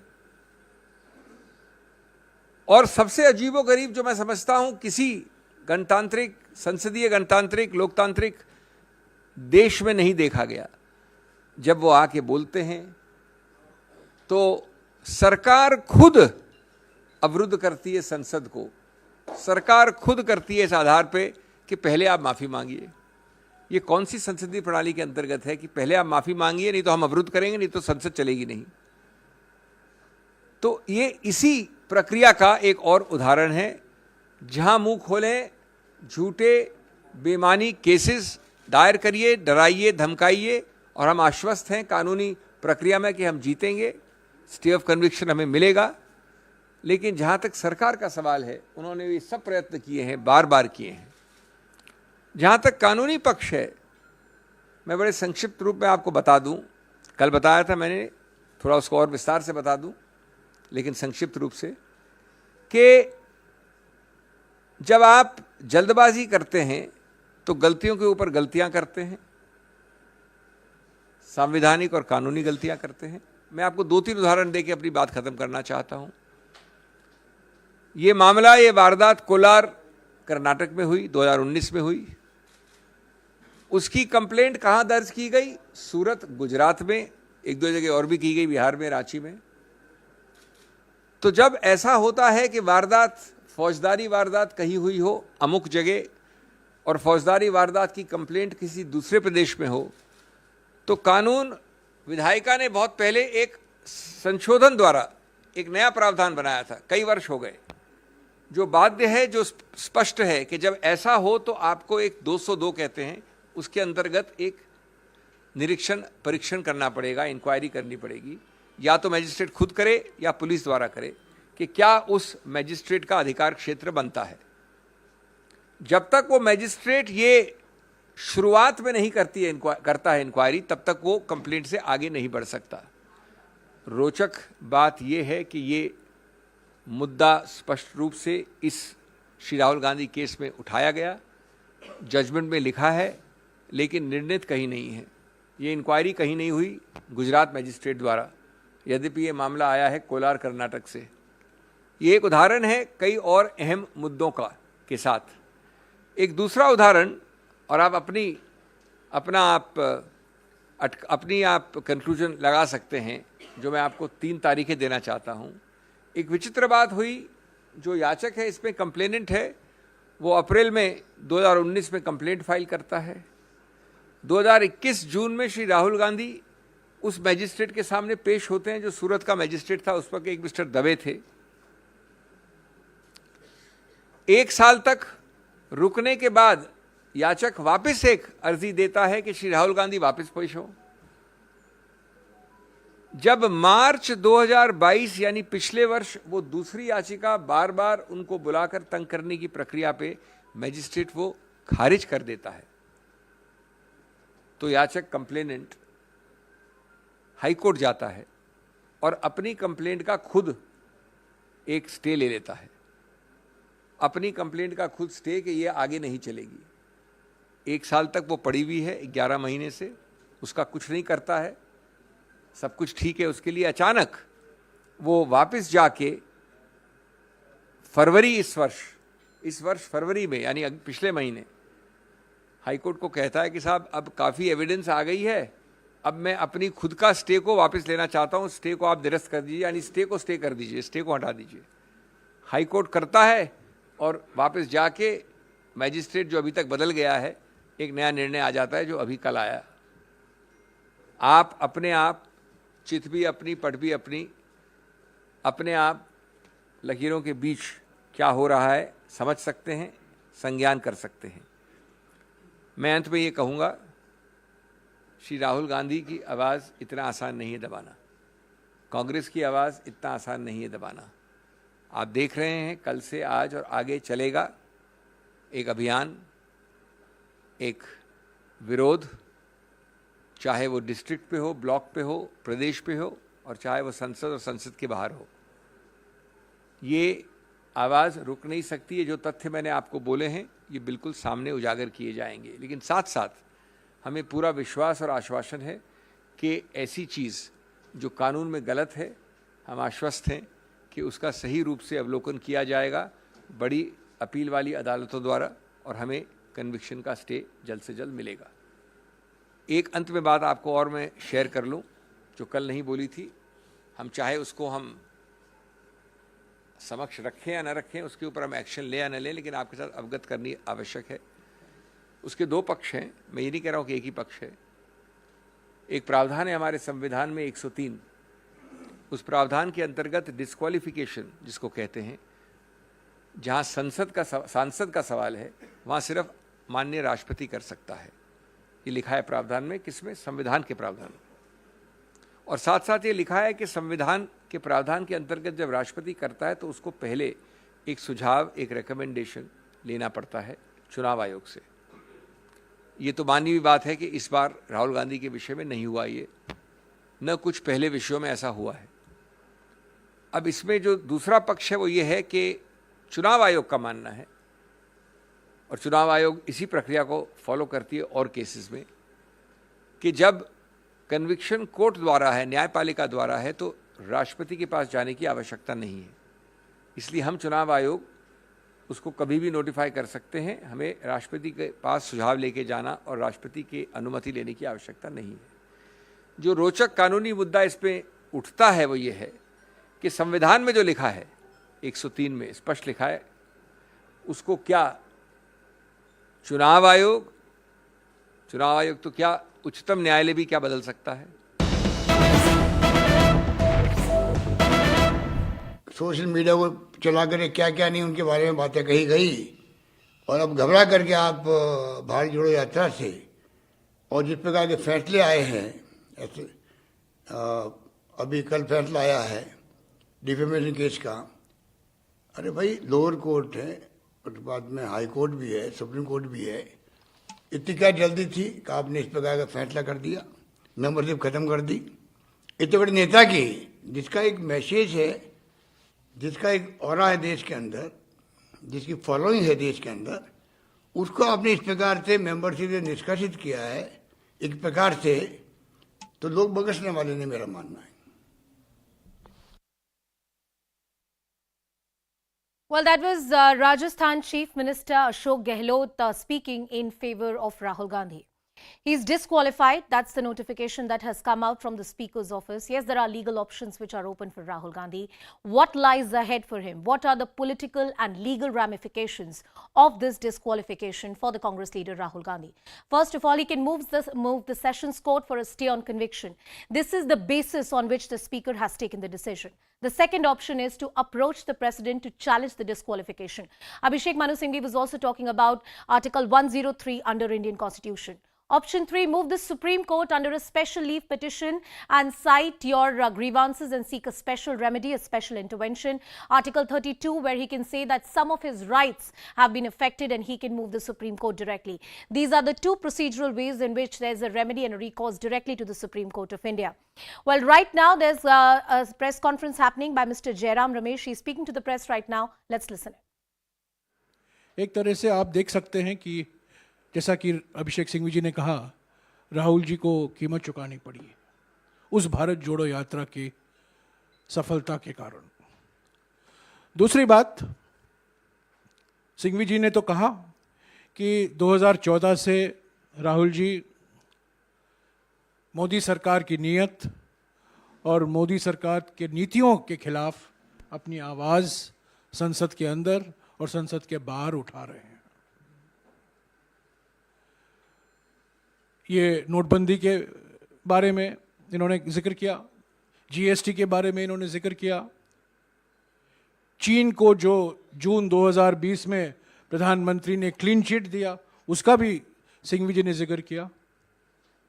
पर मैं एक और मुद्दों का जिक्र करना चाहता हूं जिसके वजह से आज राहुल गांधी जी को कीमत चुकानी पड़ी है, और वो ये है अडानी का महाघोटाला। जब से राहुल गांधी जी विपक्ष में संसद में बोले थे, 50 मिनट का भाषण था, ज़्यादातर उसका एक्सपंज भी कराया गया, और जिस तरीके से 16 पार्टियों ने एक होकर 5 फरवरी से जेपीसी की मांग की इस घोटाले में, क्योंकि ये घोटाला सिर्फ अडानी से संबंधित नहीं है, ये घोटाला प्रधानमंत्री की नीयत और प्रधानमंत्री की नीतियों से भी जुड़ा हुआ है। इसीलिए हमने जेपीसी की मांग की, आज भी हमने मांग की, कल भी हम करेंगे, परसों भी हम करते रहेंगे। और इस अडानी घोटाले से ध्यान हटाने के लिए आज इनको कीमत चुकानी पड़ी है। तो एक तरफ राहुल गांधी जी की कोशिश और दूसरी तरफ प्रधानमंत्री की साजिश, ये साजिश बनाम कोशिश एक तरीके से आप इस तरीके से देख सकते हैं। सिंघवी जी ने तो कहा कानून के अनुसार अगले कदम हम लेंगे, समय है हमारे लिए, और कानून में कई ऐसे दरवाजे हैं हमारे लिए।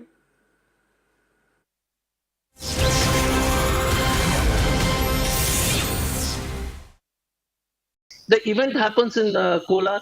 Surat, the case is registered. The judge gets transferred. First of all, the proceedings get stayed by the High Court. Judge gets fair enough. Let me open this up. Let me open this up to our other guests. A couple of points. One second. Let me go to everyone and come back to you. Ajay Umar, look, I'm very clear. I don't think the end of this debate is going to be settled through the legal means or through courts. This is a political debate. It has opened up a political position both for BJP as well as for Rahul Gandhi and the Congress Party. I'm on a larger fundamental issue, and that is that, and many lawyers have been arguing this since afternoon, since this verdict came out as well, that for one individual to take another person to court for criminal defamation, saying he has insulted an entire society or a community, he has to be able to demonstrably show that the said individual was the one who was referred to. Now, clearly, when Mr. Gandhi said whatever he said, that sab Modi chor hote hai kya, he was referring to Narendra Modi. He was certainly not referring to Purnesh Modi. Ajay Umar. Can Ajay Umar hear me? Asking me? Yeah, Ajay, yeah, go on.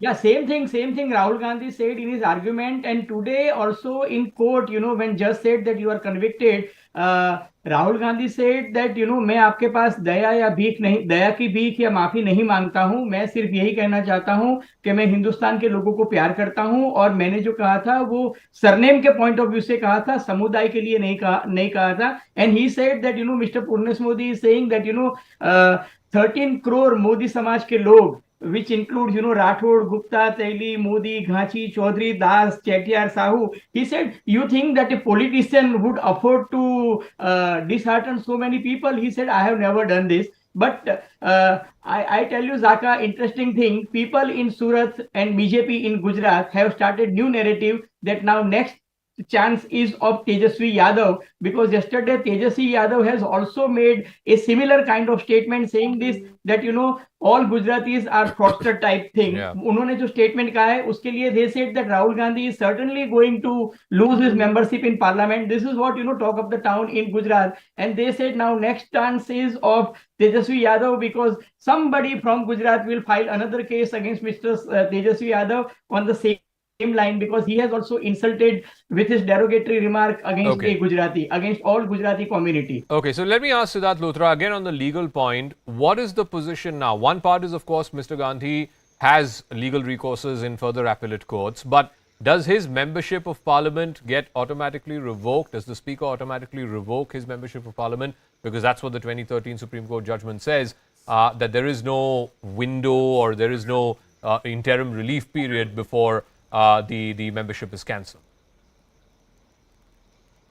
In fact, I must tell you, I appeared in the 2013 Lily Thomas case for the government and we were not successful in defending Section 8.4. So the effect of the striking down of the provision is that the constitutional provision obviously takes precedence and the disqualification happens at the time of conviction. The formal disqualification formality is done by the speaker in this case, issuing a communication that this has happened. So that's the administrative part of the process. But as on today, the disqualification takes place, except the formality has to be done. That formal removal has to be done. This is a political attack that Rahul Gandhi made. He made an attack saying, "Kya sab Modi chor hote hain," clearly intended at Narendra Modi. I don't think him or any of us would have heard of Mr. Purnesh Modi even before this case came up. So the point is, for a political attack, if politicians are going to be sent to jail in criminal defamation cases, then politicians won't be allowed to say anything. Zaka, I don't think 9 p.m. on your channel and your debate should be the forum where we should discuss the merits of the case. The court has already come to a conclusion, and these arguments like you're making were made in all earnestness by Rahul Gandhi's lawyers, and they made it perhaps even more forcefully. But the court has judged that in one person's virod, you can't end up doing the virod or the defamation of an entire samaj. The Modi community happens to be a Ghanchi Samaj, of OBC Samaj, and perhaps members of that community felt offended by the statements. They used legal recourse and they have now been able to get a conviction. So I think we must move on from that and we must come to 2 or 3 important points. First, Rahul Gandhi is a serial and a habitual offender towards making these statements. He had to apologize to the Supreme Court for the statements he made on Rafale. We all know he demanded foreign intervention on foreign soil. We've seen the statements he's made, the loose statements he's made about Hindus going and, who go to Mandir actually go and molest women. He has said things about how Hindutva is actually teaching violence against certain communities. He's made all kinds of statements even about Pulwama and Chinese demanding, wanting harmony. So he's a habitual offender. A court has found him guilty. Unless the Congress party tonight is saying that courts are acting on vendetta or are trying to become the handmaiden of a particular government, and I believe Mr. Chandrachud just in a recent program said that the courts function independent of any pressure from the executive, I think we should not make it a thing that now it is conditional commitment towards the constitution. And fine, secondly, look, Rahul Gandhi had torn up the ordinance once. If Rahul Gandhi's own standards of morality are that people who have been convicted for 2 years or above should be out of parliament, why doesn't he walk the talk today? He has been convicted. And just let me correct you on one technical point. You said that till 1 month it will.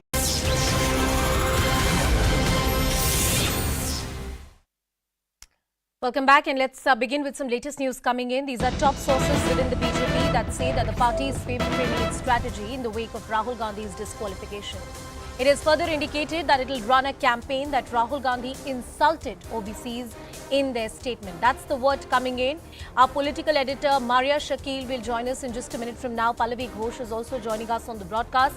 But clearly this is being pitched in the political discourse by the BJP as a statement that was not made against a particular individual, but the OBC, the other backward communities which form a huge chunk of the Indian population, especially in the central and the northern part of the country. This is the vote bank that any political party would want to cater to and would want to ensure that it remains on its side. Maria Shakil with us on the broadcast. So Maria, that's the political narrative that the BJP is going to stitch together.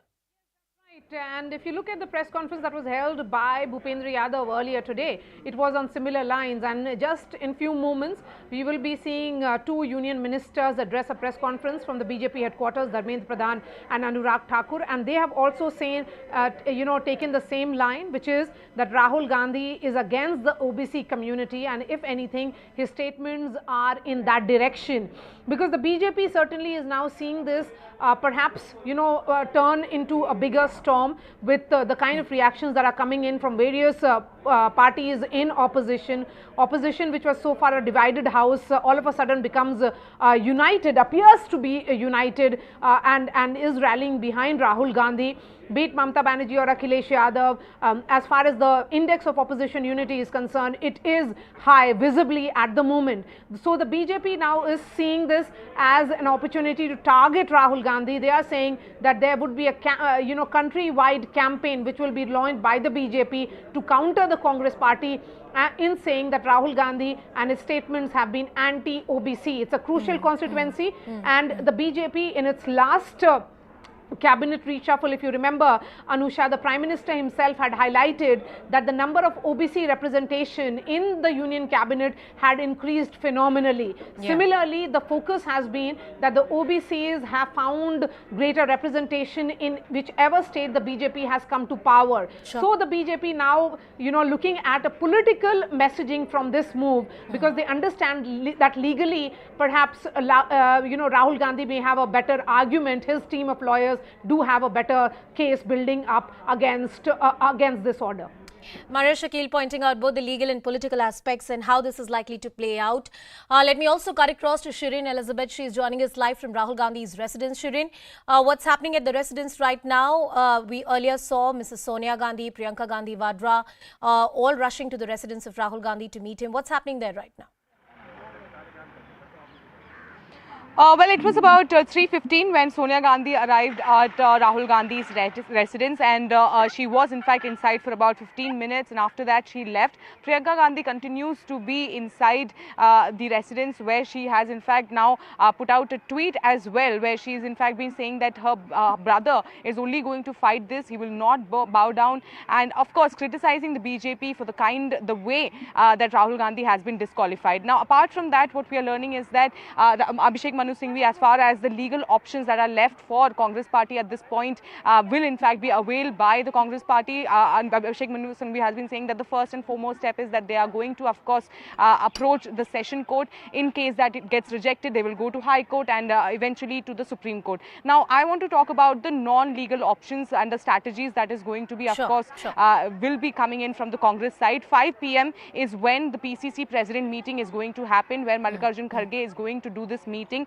Other senior leaders are also going to be part of this meeting. In this particular meeting, the strategy as far as Rahul Gandhi's disqualification is concerned will be discussed, because there is in fact a nationwide protest that is being planned by the Congress party, not just inside the parliament but also on the streets. Now, today also we have seen how there was in fact a protest that was in fact done at Vijay Chowk. There were attempts to meet the president. That didn't happen. All these Congress MPs were in fact detained, and they are in fact right now at the Kingsway Camp police station. There has been kept there. Once they are released from the police station, there is also in fact a likelihood where all these MPs will be gathering either at the AICC office or at Rahul Gandhi's residence to continue with their protest. So this is this is just a beginning, is what the Congress party has been saying. Just the beginning, that's what the Congress party is saying. Well, to let our viewers know more about what the Congress party is thinking and what their political strategy and also the legal strategy is going to be, Pallavi Ghosh, our senior editor, is also joining us on the broadcast. Pallavi, how are they going to take this up politically? Abhishek Manu Singhvi in that press conference very clearly said that we'll take away the basis on which this action has been taken. We'll fight this in the courts of law and we will seek appropriate relief. What are you hearing from your sources? Are they likely to move the President's office, the Supreme Court, or they'll follow the chain of command, which is to go to the Sessions Court first? Well, I think that indication also came in from Abhishek Manu Singhvi saying that the president does have the right. But apart from this, early this morning, when there was a meeting being held at the Congress Parliamentary Party office, there were certain leaders and MPs of the Congress Party who had suggested that let us not waste time, let us draft a letter to a president, and we are going to kind of presume that a disqualification could take place. And this is before the disqualification took place, that, you know, that she should put a stay to it if it comes up to her. But unfortunately, there was no consensus within the Congress Party, and that's the reason that Delta was never drafted and sent to the President of India. But just to get a sense of what is going to be happening at the Congress headquarters, I'm just getting you those pictures from the AICC headquarters. Congress workers, some leaders have begun to trickle in because of that meeting which is going to take place at 5 p.m. You can also see the entire security paraphernalia also very much in place, barricading on, which is an indication enough that the Gandhis, at least Sonia Gandhi as well as Rahul Gandhi, could be arriving over here and will be attending the steering committee meeting. What is going to be the legal battle is something which is left to the lawyers of the party to see, but I think more than that, it has to be a long drawn out political battle as well.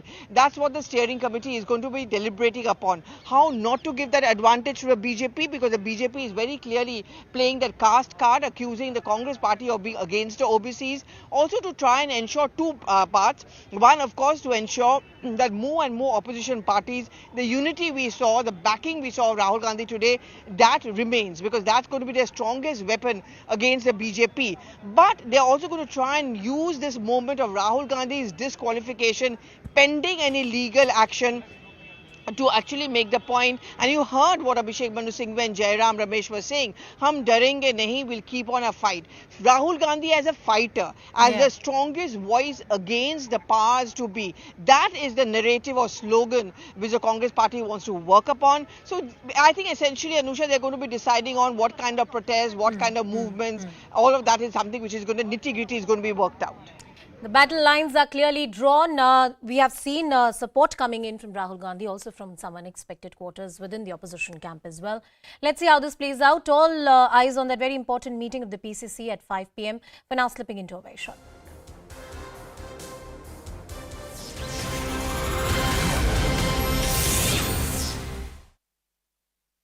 Rising India का मेरे लिए मतलब है देश के 125 करोड़ लोगों के स्वाभिमान का राइज होना, देश के आत्मगौरव का राइज होना।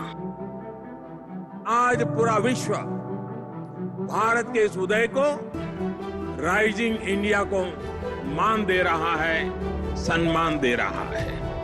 ये राइजिंग इंडिया की एक ऐसी तस्वीर है जिस पर हर हिंदुस्तानी को गर्व होगा। Poonawalla FinCorp presents News 18 Rising India Real Heroes. 29th and 30th March on News 18 Network. Presented by Poonawalla FinCorp Limited, enabling dreams. The virod or the defamation of an entire samaj. The Modi community happens to be a Ghanchi Samaj of OBC Samaj, and perhaps members of that community felt offended by the statements. They used legal recourse and they have now been able to get a conviction. So I think we must move on from that and we must come to 2 or 3 important points. First, Rahul Gandhi is a serial and a habitual offender towards making these statements. He had to apologize to the Supreme Court for the statements he made on Rafale. We all know he demanded foreign intervention on foreign soil. We've seen the statements he's made, the loose statements he's made about Hindus going and, who go to Mandir actually go and molest women. He has said things about how Hindutva is actually teaching violence against certain communities. He's made all kinds of statements even about Pulwama and Chinese demanding, wanting harmony. So he's a habitual offender. A court has found him guilty. Unless the Congress party tonight is saying that courts are acting on vendetta or are trying to become the handmaiden of a particular government, and I believe Mr. Chandrachud just in a recent program said that the courts function independent of any pressure from the executive, I think we should not make it a thing that now it is conditional commitment towards the constitution. And fine, secondly, look, Rahul Gandhi had torn up the ordinance once. If Rahul Gandhi's own standards of morality are that people who have been convicted for 2 years or above should be out of parliament, why doesn't he walk the talk today? He has been convicted. And just let me correct you on one technical point. You said that till 1 month it will not operate, the disqualification. Only sentence apparently in the judgment has been stayed.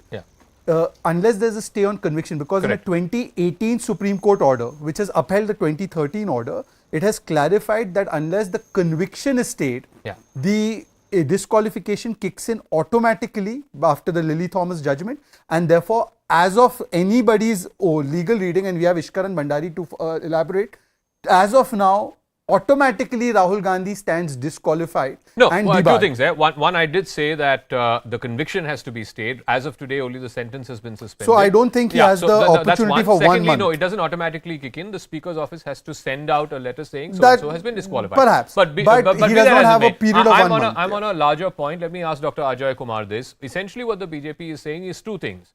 Mr. Gandhi in 2013 tore up this very ordinance which would have given him some protection or at least interim relief, if you will, given the situation that he's facing today. So, if he's taken that position in 2013, he should take that same position in 2023, all the more so for himself. And secondly, this is basic. The law of the land should apply for anyone. Rahul Gandhi, just like any other citizen of this country, is not above the law. A court of law has found him guilty. He has legal avenues, legal recourses. Let him exercise those, but he should respect the judgment of the court. No, first of all, Zaka, I mean, if I heard Mr. Poonawalla say serial offender and habitual offender, the kind of words they use, I mean, we would like to, if Mr. Gandhi is a serial offender, what about the BJP's whole ministers? They are serial trollers, including the Prime Minister denigrates the first Prime Minister, uses the Nehru surname left, right and center. The kind of statement Prime Minister makes कि हमको शर्म आती थी जब हम विदेश जाते थे कि हम भारत के हैं.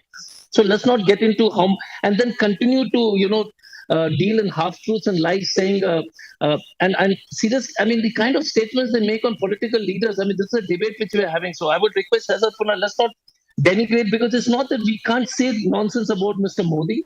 We can do it very easily and start making very below the belt remarks. Our decency prevents it, because I find it very difficult to reach to the level Mr. Poonawalla seems to reach at every debate. So I will resist saying anything against any political leader, because that's not my style. Nor I don't think that we should be, and none of us should do it. The most important part. Have you ever heard a complainant go to a high court and stay his own legal proceedings? You're saying let's believe in the judiciary. Let's believe in the judiciary. Why is Kiran Rijiju's cabinet minister insulting the judiciary morning and evening every day?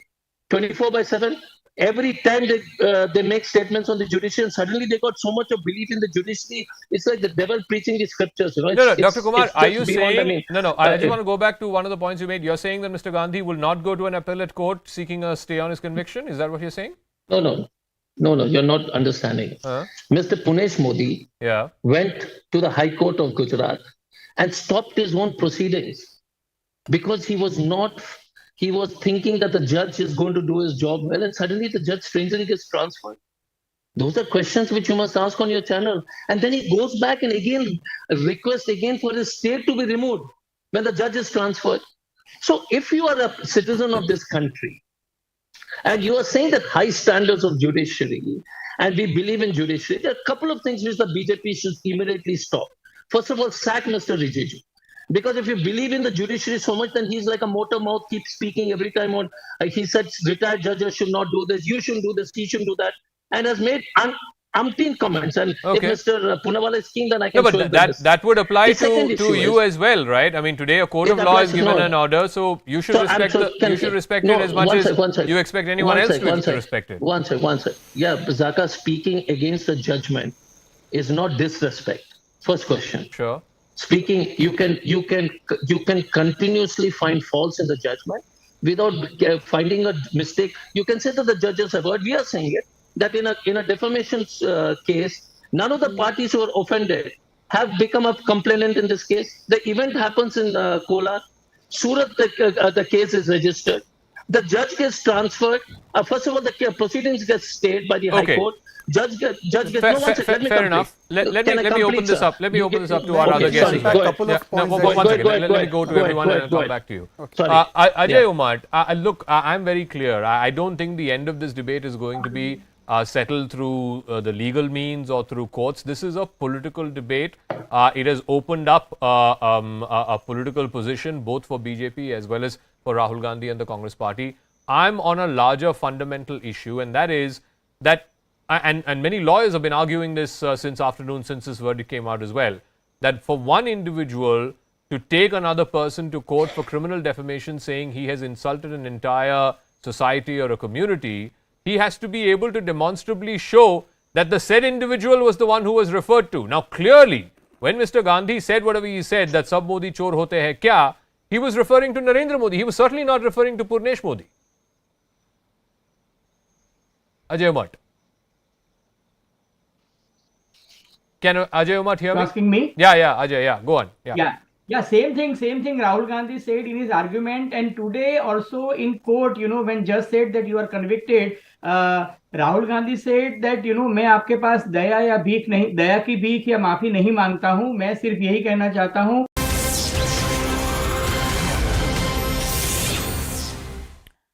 Welcome back, and our focus remains on that crucial decision that has come in from the Speaker's office after Rahul Gandhi, the Congress leader, was convicted for criminal defamation by a Surat court.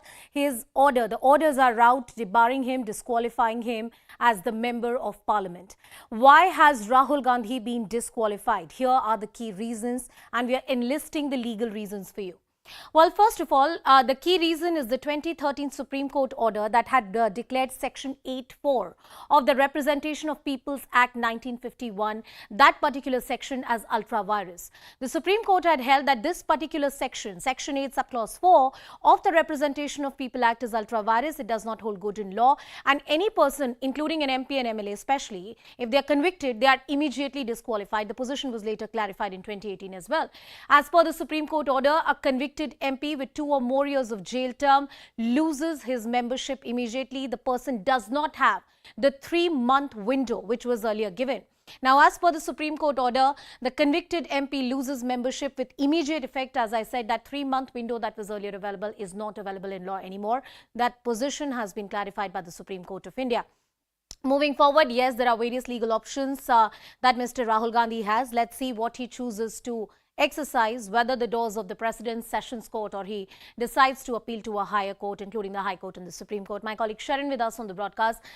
Sharon, a very crucial meeting at 5 p.m. that you were earlier talking about. All eyes on that very crucial meeting. What are you picking up? What are the sources indicating to you? Well, I want to begin with what is really happening outside Rahul Gandhi's residence is that there is in fact security that is beefed up, because there is in fact an expectation that there could be more and more Congress workers who might gather over here. At the moment, there are Congress MPs who have already been detained by the Delhi police because of the protest that they did at Vijay Chowk. And at about 3:15 is when Sonia Gandhi arrived at the residence of Rahul Gandhi. After 15 minutes, she left from the residence. Priyanka Gandhi is in fact remains to be inside the residence of Rahul Gandhi. Now, like you pointed out, yes, the very crucial meeting 5 p.m. Will be in fact chaired by Mallikarjun Kharge, the Congress president, and it is in fact a steering committee meeting that includes the senior leaders, that includes the PCC presidents. Now, they are going to decide what is going to be the strategy as far as the non-legal route is concerned, because they want to make this a big issue. They want to ensure that the protest continues as far as the disqualification of Rahul Gandhi is concerned, and that is why a nationwide protest is something that will in fact be called in. All the PCC presidents will be told how they have to in fact ensure that the mobilization happens and the protest continues across the country. Apart from that, there are also attempts that will be made to get an appointment with president, because today also we have seen how the Congress leaders who are protesting at Vijay Chowk, there was in fact an attempt to go towards the president's house to give her a memorandum to get an appointment with her, but that didn't happen because all the Congress MPs were detained by that time. But there will be, of course, an attempt that will be made in coming days. Apart from that, the legal options, of course, that has been mentioned by Abhishek Manu Singhvi in the press conference, that they will be approaching the session court. So overall, at the moment, there is in fact an eerie silence outside Rahul Gandhi's residence, but there is a lot of buzz at the AICC office where in moments from now, the meeting will begin. It is going to be a Zoom meeting where the PCC presidents can meet up. Also, there will be senior leaders who will be physically present at the AICC headquarters at 5 p.m. Stay with us on the broadcast, Shireen, and all eyes on that crucial meeting and whether the Congress party decides to make it some kind of issue on the streets. Will it take it to different nook and corners of the country and make it a political issue like it already is in many ways? Let's listen into the reactions coming in from the Congress President Mallikarjun Kharge, and we also heard from the top leader of the BJP, Mr. Bhupinder Yadav. Listen. ये देखिए, उनको सत्य बोलने के लिए वो राहुल जी को disqualify करने के लिए सारे प्रयास किए हैं। ये अब्यूज कर रहे थे, क्रिटिसिज्म नहीं कर रहे थे। गाली देने में और आलोचना करने में अंतर होते हैं। कोई लोकतांत्रिक बहस नहीं कर रहे थे Rahul Gandhi. Cutting across once again to my colleague Shirin, who's with us on the broadcast. Shirin, all indications that the Congress party wants to take it to the streets. The fact that it's a Zoom meeting, different PCC chiefs are going to be present. They would want to make it a pan-India issue. From the side of the BJP, the political narrative is already clear. They have made it an OBC issue in some ways. That's the narrative they are stitching together. The Congress can't be left behind. Well, the BJP has been making it very clear that as far as the disqualification of Rahul Gandhi is concerned, it is by book, it is by law. There has nothing been fabricated or scripted like the Congress party has been alleging. But the Congress on the other side, some of the senior leaders have been telling us that there was in fact a section of Congress leaders who believed yesterday itself that the disqualification step would in fact come in from the BJP side, and there should have been, there will be accordingly there will be action that will be taken up. But as far as the BJP is concerned, they have made it very clear. This is all the steps have been taken by law. In fact, if you have heard MOS MEA V Muralidharan also while addressing the media clearly mentioned that in the court also he was asked to apologize, but he never did, and that is why he was sentenced to 2-year imprisonment. Now from day one we have been seeing, ever since Rahul Gandhi has made that speech in Cambridge University, the BJP has been demanding that he needs to apologize on the floor of the House, because the kind of statement that he has been making outside is embarrassing the country, and Rahul Gandhi maintains that he wants to speak in the floor of the House, which never happened. He has written to the Lok Sabha speaker as well that he wants to speak there, he wants to put his side, but that never happened, and we have seen that the adjournments kept happening, and there was in fact the apology never came in from Rahul Gandhi, and now BJP has been saying that this is all by law, nothing that we have done. But Congress maintains that this is a political vendetta, this is a political witch hunt, and they will continue to take it up. They will fight it out on the streets, also inside the parliament, and the kind of support that they are receiving, because if you see Aam Aadmi Party, the TMC, we have seen the BRS largely in fact kept themselves distant as far as the Congress party opposition meetings are concerned or the protests are concerned. But now today each and every opposition party are coming in support of Rahul Gandhi. They are condemning the kind of disqualification that has happened to Rahul Gandhi. So of course the support are in fact coming in, and they are going to cash in this support. They are going to cash in the situation that Congress party is facing at the moment. So right now outside Rahul Gandhi's residence, of course there are likelihood that will be Congress party MPs who are already in detention might be released from Delhi by Delhi police in some time, and they will be gathering here. Meanwhile 5 p.m. is when the PCC president meeting is going to happen with the Congress party president at 5 p.m. All right, my colleague Shirin Elizabeth getting us all the details. Interestingly, on this particular issue, there's a lot of rare support pouring in for Rahul Gandhi. Yesterday, it was Akhilesh Yadav. Today, TMC has spoken out. Listen in to the reactions coming in from the opposition side in favor of Rahul Gandhi supporting him. The BJP are desperate to silence the voice of the opposition. We know they are desperate. We know they want to silence the voice.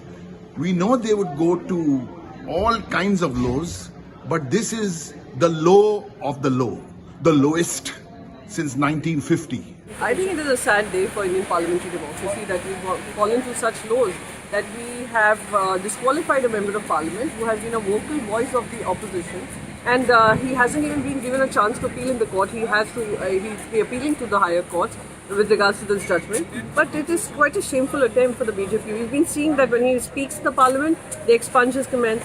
When he tries to speak in the parliament, they switch off his mic. And now I think they've crossed all boundaries of how democracy functions. और कई ऐसे मौके आए हैं जहां पर प्रशासन ने और शासन ने मिलकर के समाजवादी पार्टी के कई सदस्यों की सदस्यता ली है। आज कांग्रेस के पार्टी के सबसे बड़े नेता की सदस्यता गई है, और अगर हम इसी तरह देखेंगे, अगर ऐसे मुकदमे देखेंगे, तो बीजेपी वालों की तो कईयों की सदस्यता नहीं बचेगी। छोटे छोटे मामलों के अंदर दर्जन भर राज्यों के अंदर मुकदमे दर्ज कराए जाते हैं। मुकदमे दर्ज करा के फास्ट ट्रैक कोर्ट के अंदर बड़े बड़े विपक्षी दल के नेताओं के खिलाफ फैसले आ रहे हैं। ऐसे तो फिर प्रधानमंत्री जी सिर्फ खुद ही चुनाव लड़ ले। ऐसा तो डिक्टेटरशिप में सुना जाता था। Well, this is far from over, and in fact, the political tempers are all set to rise in the run-up to 2024. We'll continue tracking that story and much more. It's a wrap on this edition. Thank you for watching.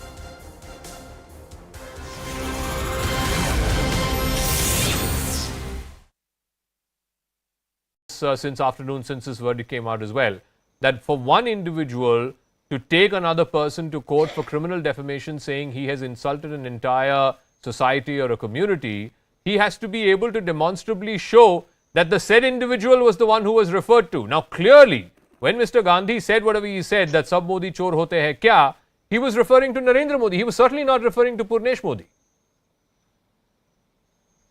Ajay Umat. Can Ajay Umat hear me? Asking me? Yeah, Ajay, go on. Yeah, same thing Rahul Gandhi said in his argument, and today also in court, when judge said that you are convicted, Rahul Gandhi said that, मैं आपके पास दया या भीख नहीं, दया की भीख या माफी नहीं मांगता हूं, मैं सिर्फ यही कहना चाहता हूं कि मैं हिंदुस्तान के लोगों को प्यार करता हूं, और मैंने जो कहा था वो सरनेम के पॉइंट ऑफ व्यू से कहा था, समुदाय के लिए नहीं कहा था. And he said that mister Purnesh Modi is saying that 13 crore Modi समाज के लोग, which includes, Rathod, Gupta, Taili, Modi, Ghachi, Chaudhary, Das, Chettiar, Sahu. He said, you think that a politician would afford to dishearten so many people? He said, I have never done this. But I tell you, Zaka, interesting thing, people in Surat and BJP in Gujarat have started new narrative that now next chance is of Tejasvi Yadav, because yesterday Tejasvi Yadav has also made a similar kind of statement saying this, that all Gujaratis are fraudster type thing. उन्होंने जो statement कहा है उसके लिए they said that Rahul Gandhi is certainly going to lose his membership in parliament. This is what talk of the town in Gujarat, and they said now next chance is of Tejasvi Yadav, because somebody from Gujarat will file another case against Mr. Tejasvi Yadav on the same line, because he has also insulted with his derogatory remark against a Gujarati, against all Gujarati community. Okay, so let me ask Siddharth Luthra again on the legal point. What is the position now? One part is, of course, Mr. Gandhi has legal recourses in further appellate courts, but does his membership of parliament get automatically revoked? Does the speaker automatically revoke his membership of parliament? Because that's what the 2013 Supreme Court judgment says, that there is no window or there is no interim relief period before the membership is cancelled. In fact, I must tell you, I appeared in the 2013 Lily Thomas case for the government, and we were not successful in defending Section 8(4). So the effect of the striking down of the provision is that the constitutional provision obviously takes precedence, and the disqualification happens at the time of conviction. The formal disqualification formality is done by the speaker in this case, issuing a communication that this has happened. So that's the administrative part of the process. But as on today, the disqualification takes place, except the formality has to be done. That formal removal has to be done. This is a political attack that Rahul Gandhi made. He made an attack saying, "Kya sab Modi chor hote hain," clearly intended at Narendra Modi. I don't think him or any of us would have heard of Mr. Purnesh Modi even before this case came up. So the point is, for a political attack, if politicians are going to be sent to jail in criminal defamation cases, then politicians won't be allowed to say anything. Zaka, I don't think 9 p.m. on your channel and your debate should be the forum where we should discuss the merits of the case. The court has already come to a conclusion, and these arguments like you're making were made in all earnestness by Rahul Gandhi's lawyers, and they made it perhaps even more forcefully. But the court has judged that in one person's virod, you can't end up doing the virod or the defamation of an entire samaj. The Modi community happens to be a Ghanchi Samaj, of OBC Samaj, and perhaps members of that community felt offended by the statements. They used legal recourse, and they have now been able to get a conviction. So I think we must move on from that, and we must come to 2 or 3 important points. First, Rahul Gandhi is a serial and a habitual offender towards making these statements. He had to apologize to the Supreme Court for the statements he made on Rafale. We all know he demanded foreign intervention on foreign soil. We've seen the statements he's made, the loose statements he's made about Hindus going and, who go to Mandir actually go and molest women. He has said things about how Hindutva is actually teaching violence against certain communities. He's made all kinds of statements even about Pulwama and Chinese demanding, wanting harmony. So he's a habitual offender. A court has found him guilty. Unless the Congress party tonight is saying that courts are acting on vendetta or are trying to become the handmaiden of a particular government, and I believe Mr. Chandrachud just in a recent program said that the courts function independent of any pressure from the executive, I think we should not make it a thing that now it is conditional commitment towards the constitution. And fine, secondly, look, Rahul Gandhi had torn up the ordinance once. If Rahul Gandhi's own standards of morality are that people who have been convicted for 2 years or above should be out of parliament, why doesn't he walk the talk today? He has been convicted. And just let me correct you on one technical point. You said that till 1 month it will not operate, the disqualification. Only sentence apparently in the judgment has been stayed. Unless there is a stay on conviction, because in a 2018 Supreme Court order, which has upheld the 2013 order, it has clarified that unless the conviction is stayed, the disqualification kicks in automatically after the Lily Thomas judgment, and therefore as of anybody's legal reading, and we have Ishkaran Bhandari to elaborate, as of now automatically Rahul Gandhi stands disqualified. No, and two things there. One, I did say that the conviction has to be stayed. As of today, only the sentence has been suspended. So I don't think he has the opportunity for 1 month. No, it doesn't automatically kick in. The Speaker's office has to send out a letter saying so has been disqualified. Perhaps, but he does not have a period of 1 month. I'm on a larger point. Let me ask Dr. Ajay Kumar this. Essentially, what the BJP is saying is two things. Mr. Gandhi in 2013 tore up this very ordinance which would have given him some protection or at least interim relief, if you will, given the situation that he's facing today. So if he's taken that position in 2013, he should take that same position in 2023, all the more so for himself. And secondly, this is basic. The law of the land should apply for anyone. Rahul Gandhi, just like any other citizen of this country, is not above the law. A court of law has found him guilty. He has legal avenues, legal recourses, let him exercise those, but he should respect the judgment of the court. No, first of all, Zaka, I mean, if I heard Mr. Poonawala say serial offender and habitual offender, the kind of words they use, I mean, we would like to, if Mr. Gandhi is a serial offender, what about the BJP's whole ministers? They are serial trollers, including the Prime Minister denigrates the first Prime Minister, uses the Nehru surname left, right and center. The kind of statement Prime Minister makes कि हमको शर्म आती थी जब हम विदेश जाते थे कि हम भारत के हैं. So let's not get into how and then continue to deal in half truths and lies, saying and serious. I mean the kind of statements they make on political leaders. I mean this is a debate which we are having. So I would request Azhar Puna, let's not denigrate, because it's not that we can't say nonsense about Mr. Modi. We can do it very.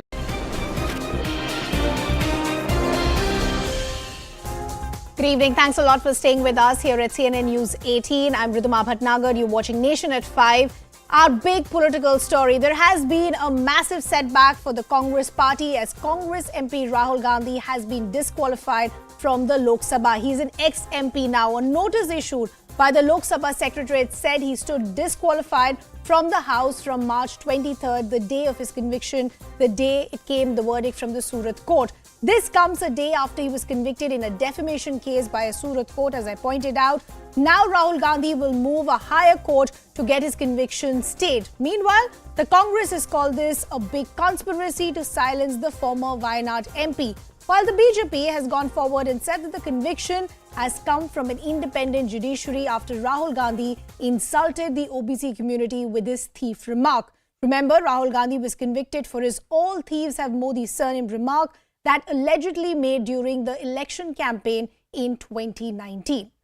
So a big setback for the Congress party, but let's break down the details in terms of why Rahul Gandhi in fact has been disqualified. Remember, since yesterday, after that verdict that came from the Surat court, the biggest worry for the Congress was the sword that was hanging as far as disqualification is concerned. So the first big reason is in 2013, the Supreme Court had struck it down the Section 8(4) of the Representations of People Act. Even the BJP today is quoting the Lily Thomas judgment as far as 2013 is concerned. The Supreme Court had held Section 8(4) of the Representation of People's Act as unconstitutional. This, of course, has been criticized by the Congress party, who are saying that first the central government used agencies, now they're misusing the judiciary and the law as well.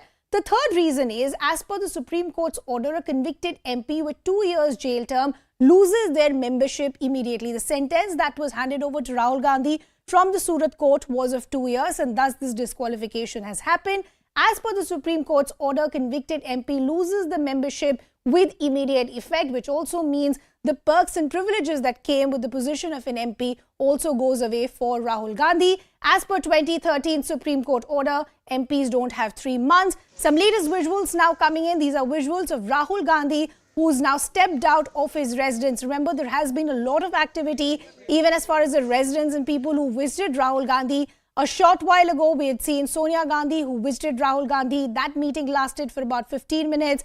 Priyanka Gandhi Vadra also rushed to see her brother Rahul Gandhi at his residence. And now visuals of Rahul Gandhi, in fact, leaving his residence and stepping out. Where is Rahul Gandhi headed? We'll try and establish a connection with our colleagues to try and understand what really is happening. But that's the first time that we're seeing Rahul Gandhi, he in fact leaving his residence and stepping out. He's no more an MP. What will this mean politically for the Congress party? What are the kind of legal options that are available with Rahul Gandhi? We'll try and get answers to all those questions. But as I pointed out, you have the legal team within the Congress in a huddle as of now. The first thing and the most immediate challenge for them is to try and get a suspension or a stay as far as this verdict is concerned.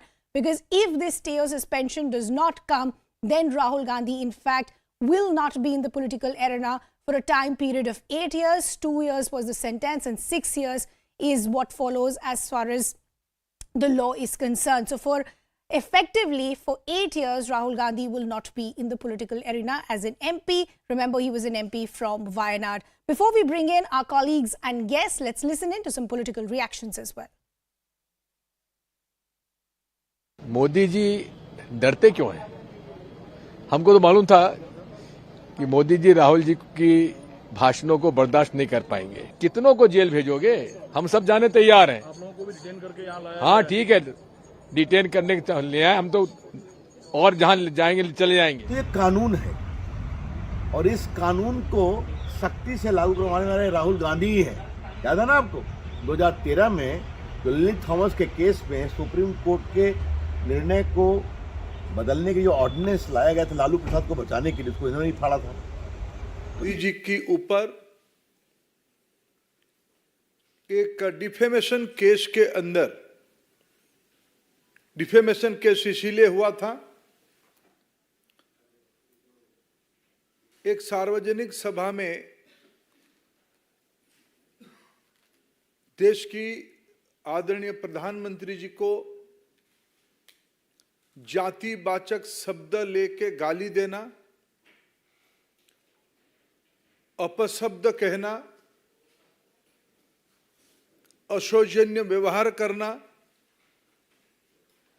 इसी आरोप पे जब कोई पिछड़े वर्ग की भाई की मन में इसके कारण प्रतिक्रिया हुई, उन्होंने अपने अधिकार को जाहिर करते हुए न्यायपालिका की दरवाजा खटखटाया. भारत की आईपीसी के तहत संरक्षण मांगा कि भारत आजाद हो चुका है, सामंतवादियों के हाथ में नहीं है, प्रजातंत्र है, इसमें किसी को भी गाली गुलज करने का अधिकार नहीं है, जातिवाचक शब्द लेके अपशब्द व्यवहार करने का अधिकार नहीं है. कोई भी हो, वो केस शायद 2018 से अभी तक चल ही रहा था. पक्ष विपक्ष अपने विषय रख रहे थे, ना उसमें सरकार या ना भारतीय जनता पार्टी की कोई संश्लिष्ट था, इन्वॉल्वमेंट था. न्यायपालिका ने बीते कल समाज में तनाव विभेद के आरोप में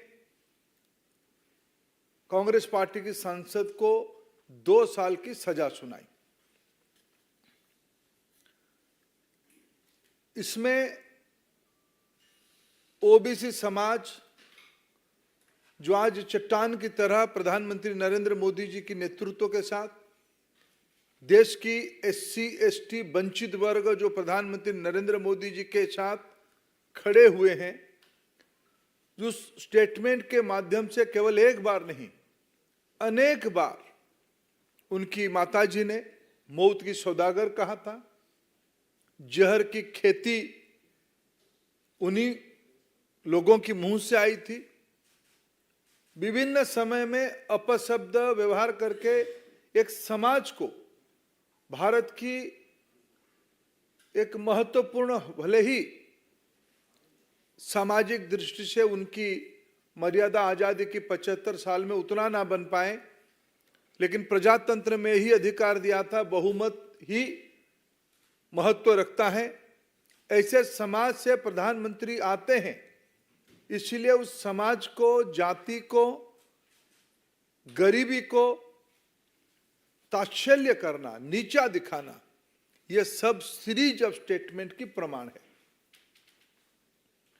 और न्यायपालिका ने उस मानसिकता के खिलाफ जजमेंट दिया, फैसला सुनाया। इसमें समाज को राहत हुई, सुकून मिली।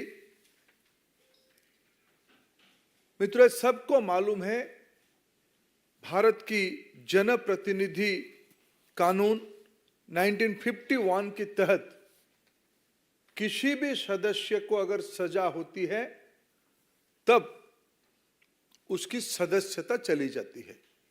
ये भारत में पहली बार नहीं हुई है।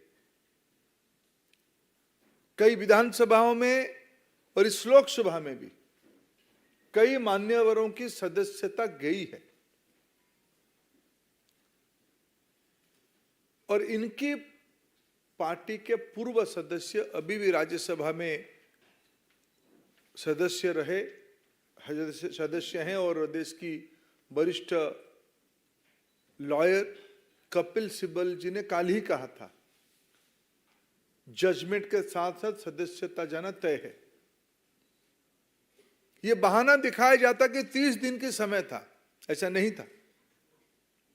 कानून कहती है सदस्यता आरोप सिद्ध होने के साथ साथ, दंड विधान होने के साथ साथ चली जाएगी।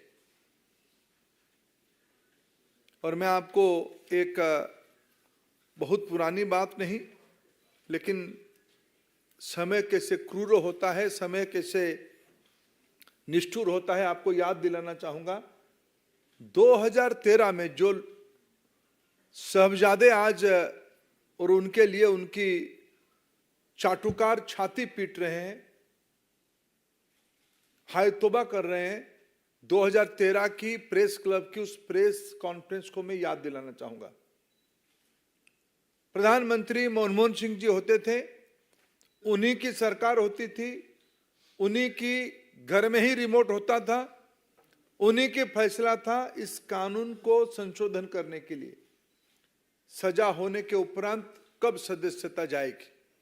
उनकी सरकार एक ऑर्डिनेंस लाया था, उस ऑर्डिनेंस की मेरिट पे हमारा कुछ कहना नहीं है, लेकिन उस ऑर्डिनेंस को नॉनसेंस कह के फाड़ने वाले आज जब उसी कानून के चपेट में आए, आज उनको कष्ट हो रहा है। और मेरे मन में तो कभी कभी एक संदेह होती है, क्या वो सच में उनकी पार्टी उनकी सदस्यता को लेकर चिंतित था क्या?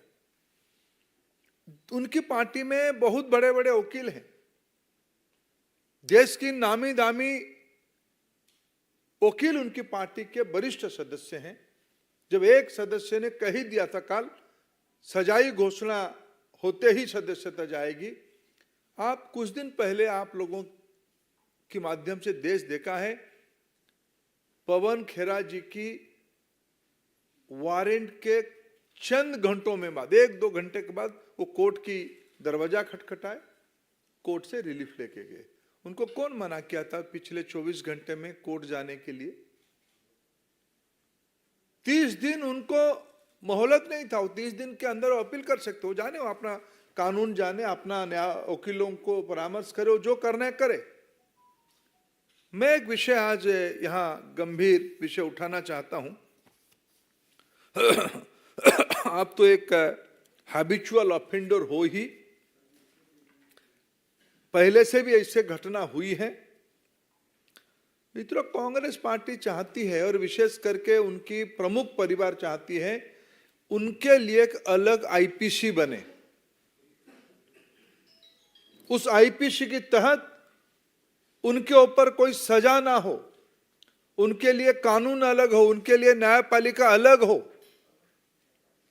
लेकिन उनको याद नहीं आ रहा है, भारत पिछले 75 साल से प्रजातंत्र की रास्ता अपना चुका है। हम आजादी का अमृत महोत्सव मना रहे हैं।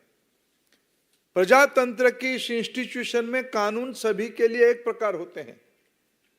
आप पिछड़े समाज को गाली करोगे, अपशब्द लगाओगे, वंचित वर्गों को आप नीचा दिखोगे, कानून आपके लिए अलग चाहोगे, ये सेंस ऑफ एंटाइटलमेंट, सामंतवादी मनस्थिति की ये प्रतिफलन है, फ्यूडल माइंडसेट की रिफ्लेक्शन है।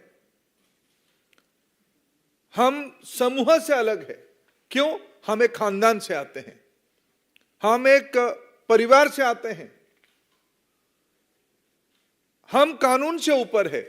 ऐसे पहली बार नहीं हुआ है। घर मिलने के समय में, सुरक्षा के बारे में, एयरपोर्ट में अलग जाने के बारे में, एक सेंस ऑफ एंटाइटलमेंट जो आज कानून को भी ऊपर मानते हैं, इसमें हमारा क्या लेना देना है? मित्रों, इसको भारतीय जनता पार्टी कठोर से कठोर शब्द में निंदा करती है। बाकी कुछ विषय मेरे मित्र आप उसमें जोड़ेंगे। नमस्कार मित्रों, हालांकि आदरणीय धर्मेंद्र जी ने बहुत विस्तार में सारी बात रखी है। मैं तो इतना ही कहूँगा, भगवान के घर में देर से ही अंधेर नहीं। राहुल जी कहते थे दुर्भाग्य से सांसद हूँ, unfortunately I am an MP. So उनको जो एक दुर्भाग्य लगता था, आज उससे भी मुक्ति मिल गई है। उनके साथ साथ वायनाड के लोगों को भी इससे छुटकारा मिल पाया। इतने लंबे समय से जो लोकसभा के सदस्य हों, ना कभी अमेठी के लिए 5 वर्षों में एक सवाल पूछ पाए, 2009 से 14 तक, और इतने वर्षों में मात्र 21 डिबेट्स में भाग लेना, तो अपने आप में दिखाता है कि वर्ष उतने हो गए लेकिन उतनी डिबेट्स में पार्टिसिपेट नहीं किया। एक भी आज तक प्राइवेट मेंबर बिल तो लाने की बात दूर, लेकिन अपनी ही सरकार में 2013 में ऑर्डिनेंस को भरे चौराहे पर फाड़ देने का काम और नॉनसेंस बोलने का काम ये श्रीमान राहुल गांधी जी ने किया। वो सदा अपने आप को संसद से ऊपर, सदन से ऊपर, सरकारों से ऊपर, देश से ऊपर और न्याय व्यवस्था से ऊपर समझते हैं।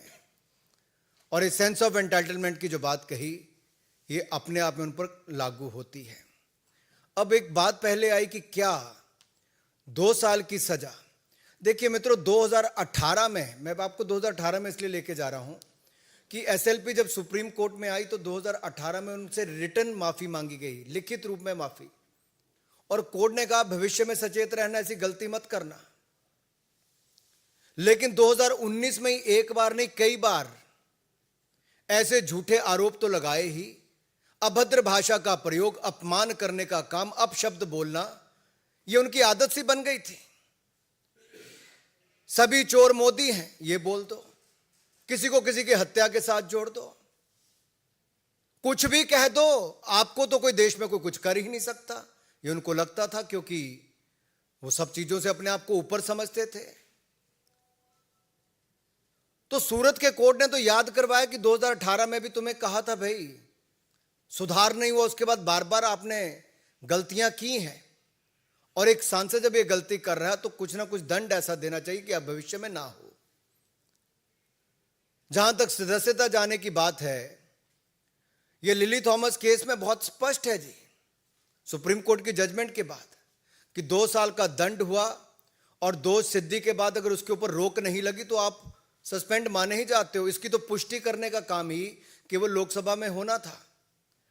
And the Lok Sabha speaker has only confirmed the legal position.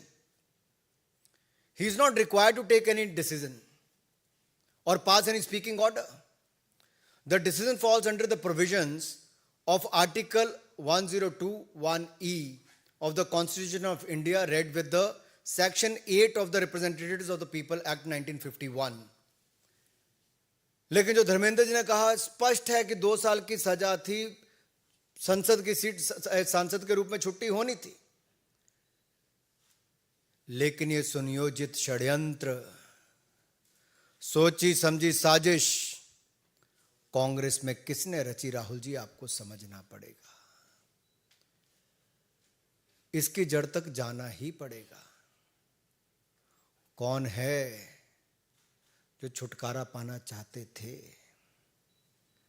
कौन है जो बैटरी ऑफ लॉयर्स कांग्रेस में? तो देखिए जी, राज्यसभा के सांसद और लोकसभा के इतने हैं जो बड़े नामी ग्रामी लॉयर्स हैं जी।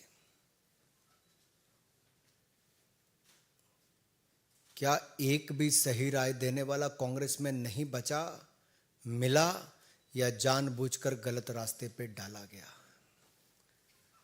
ये छुटकारा कौन पाना चाहता था? एक तो मैंने कहा वायनाड के लोगों को तो छुट्टी मिल गई, अमेठी वाले पहले पा चुके थे। लेकिन ये काम, ये जो लगता है कि डायनेस्टी का होने तो मैं इससे ऊपर हूं, सबसे ऊपर हूं। दूसरा, मैं इस पे आपको ये कहना चाहता हूं, पार्लियामेंट में विनम्रता, धैर्यता, समग्रता, इन सबको देखा जाता है कि आपको एक सांसद के रूप में एक गुण आप में हो। ये भारतीय संस्कृति के संस्कार भी हैं। लेकिन आप पार्लियामेंट में कहते हो मैं बोलूंगा तो पार्लियामेंट चलेगी, नहीं तो पार्लियामेंट नहीं चल सकती जी। यानी कि आप पार्लियामेंट के कानून नियम से भी ऊपर हो गए। आप सुप्रीम कोर्ट के आदेश के बाद भी आप कुछ भी करेंगे और आपको पूछने वाला कोई नहीं होगा। ये असंसदीय उनका आचरण पहले भी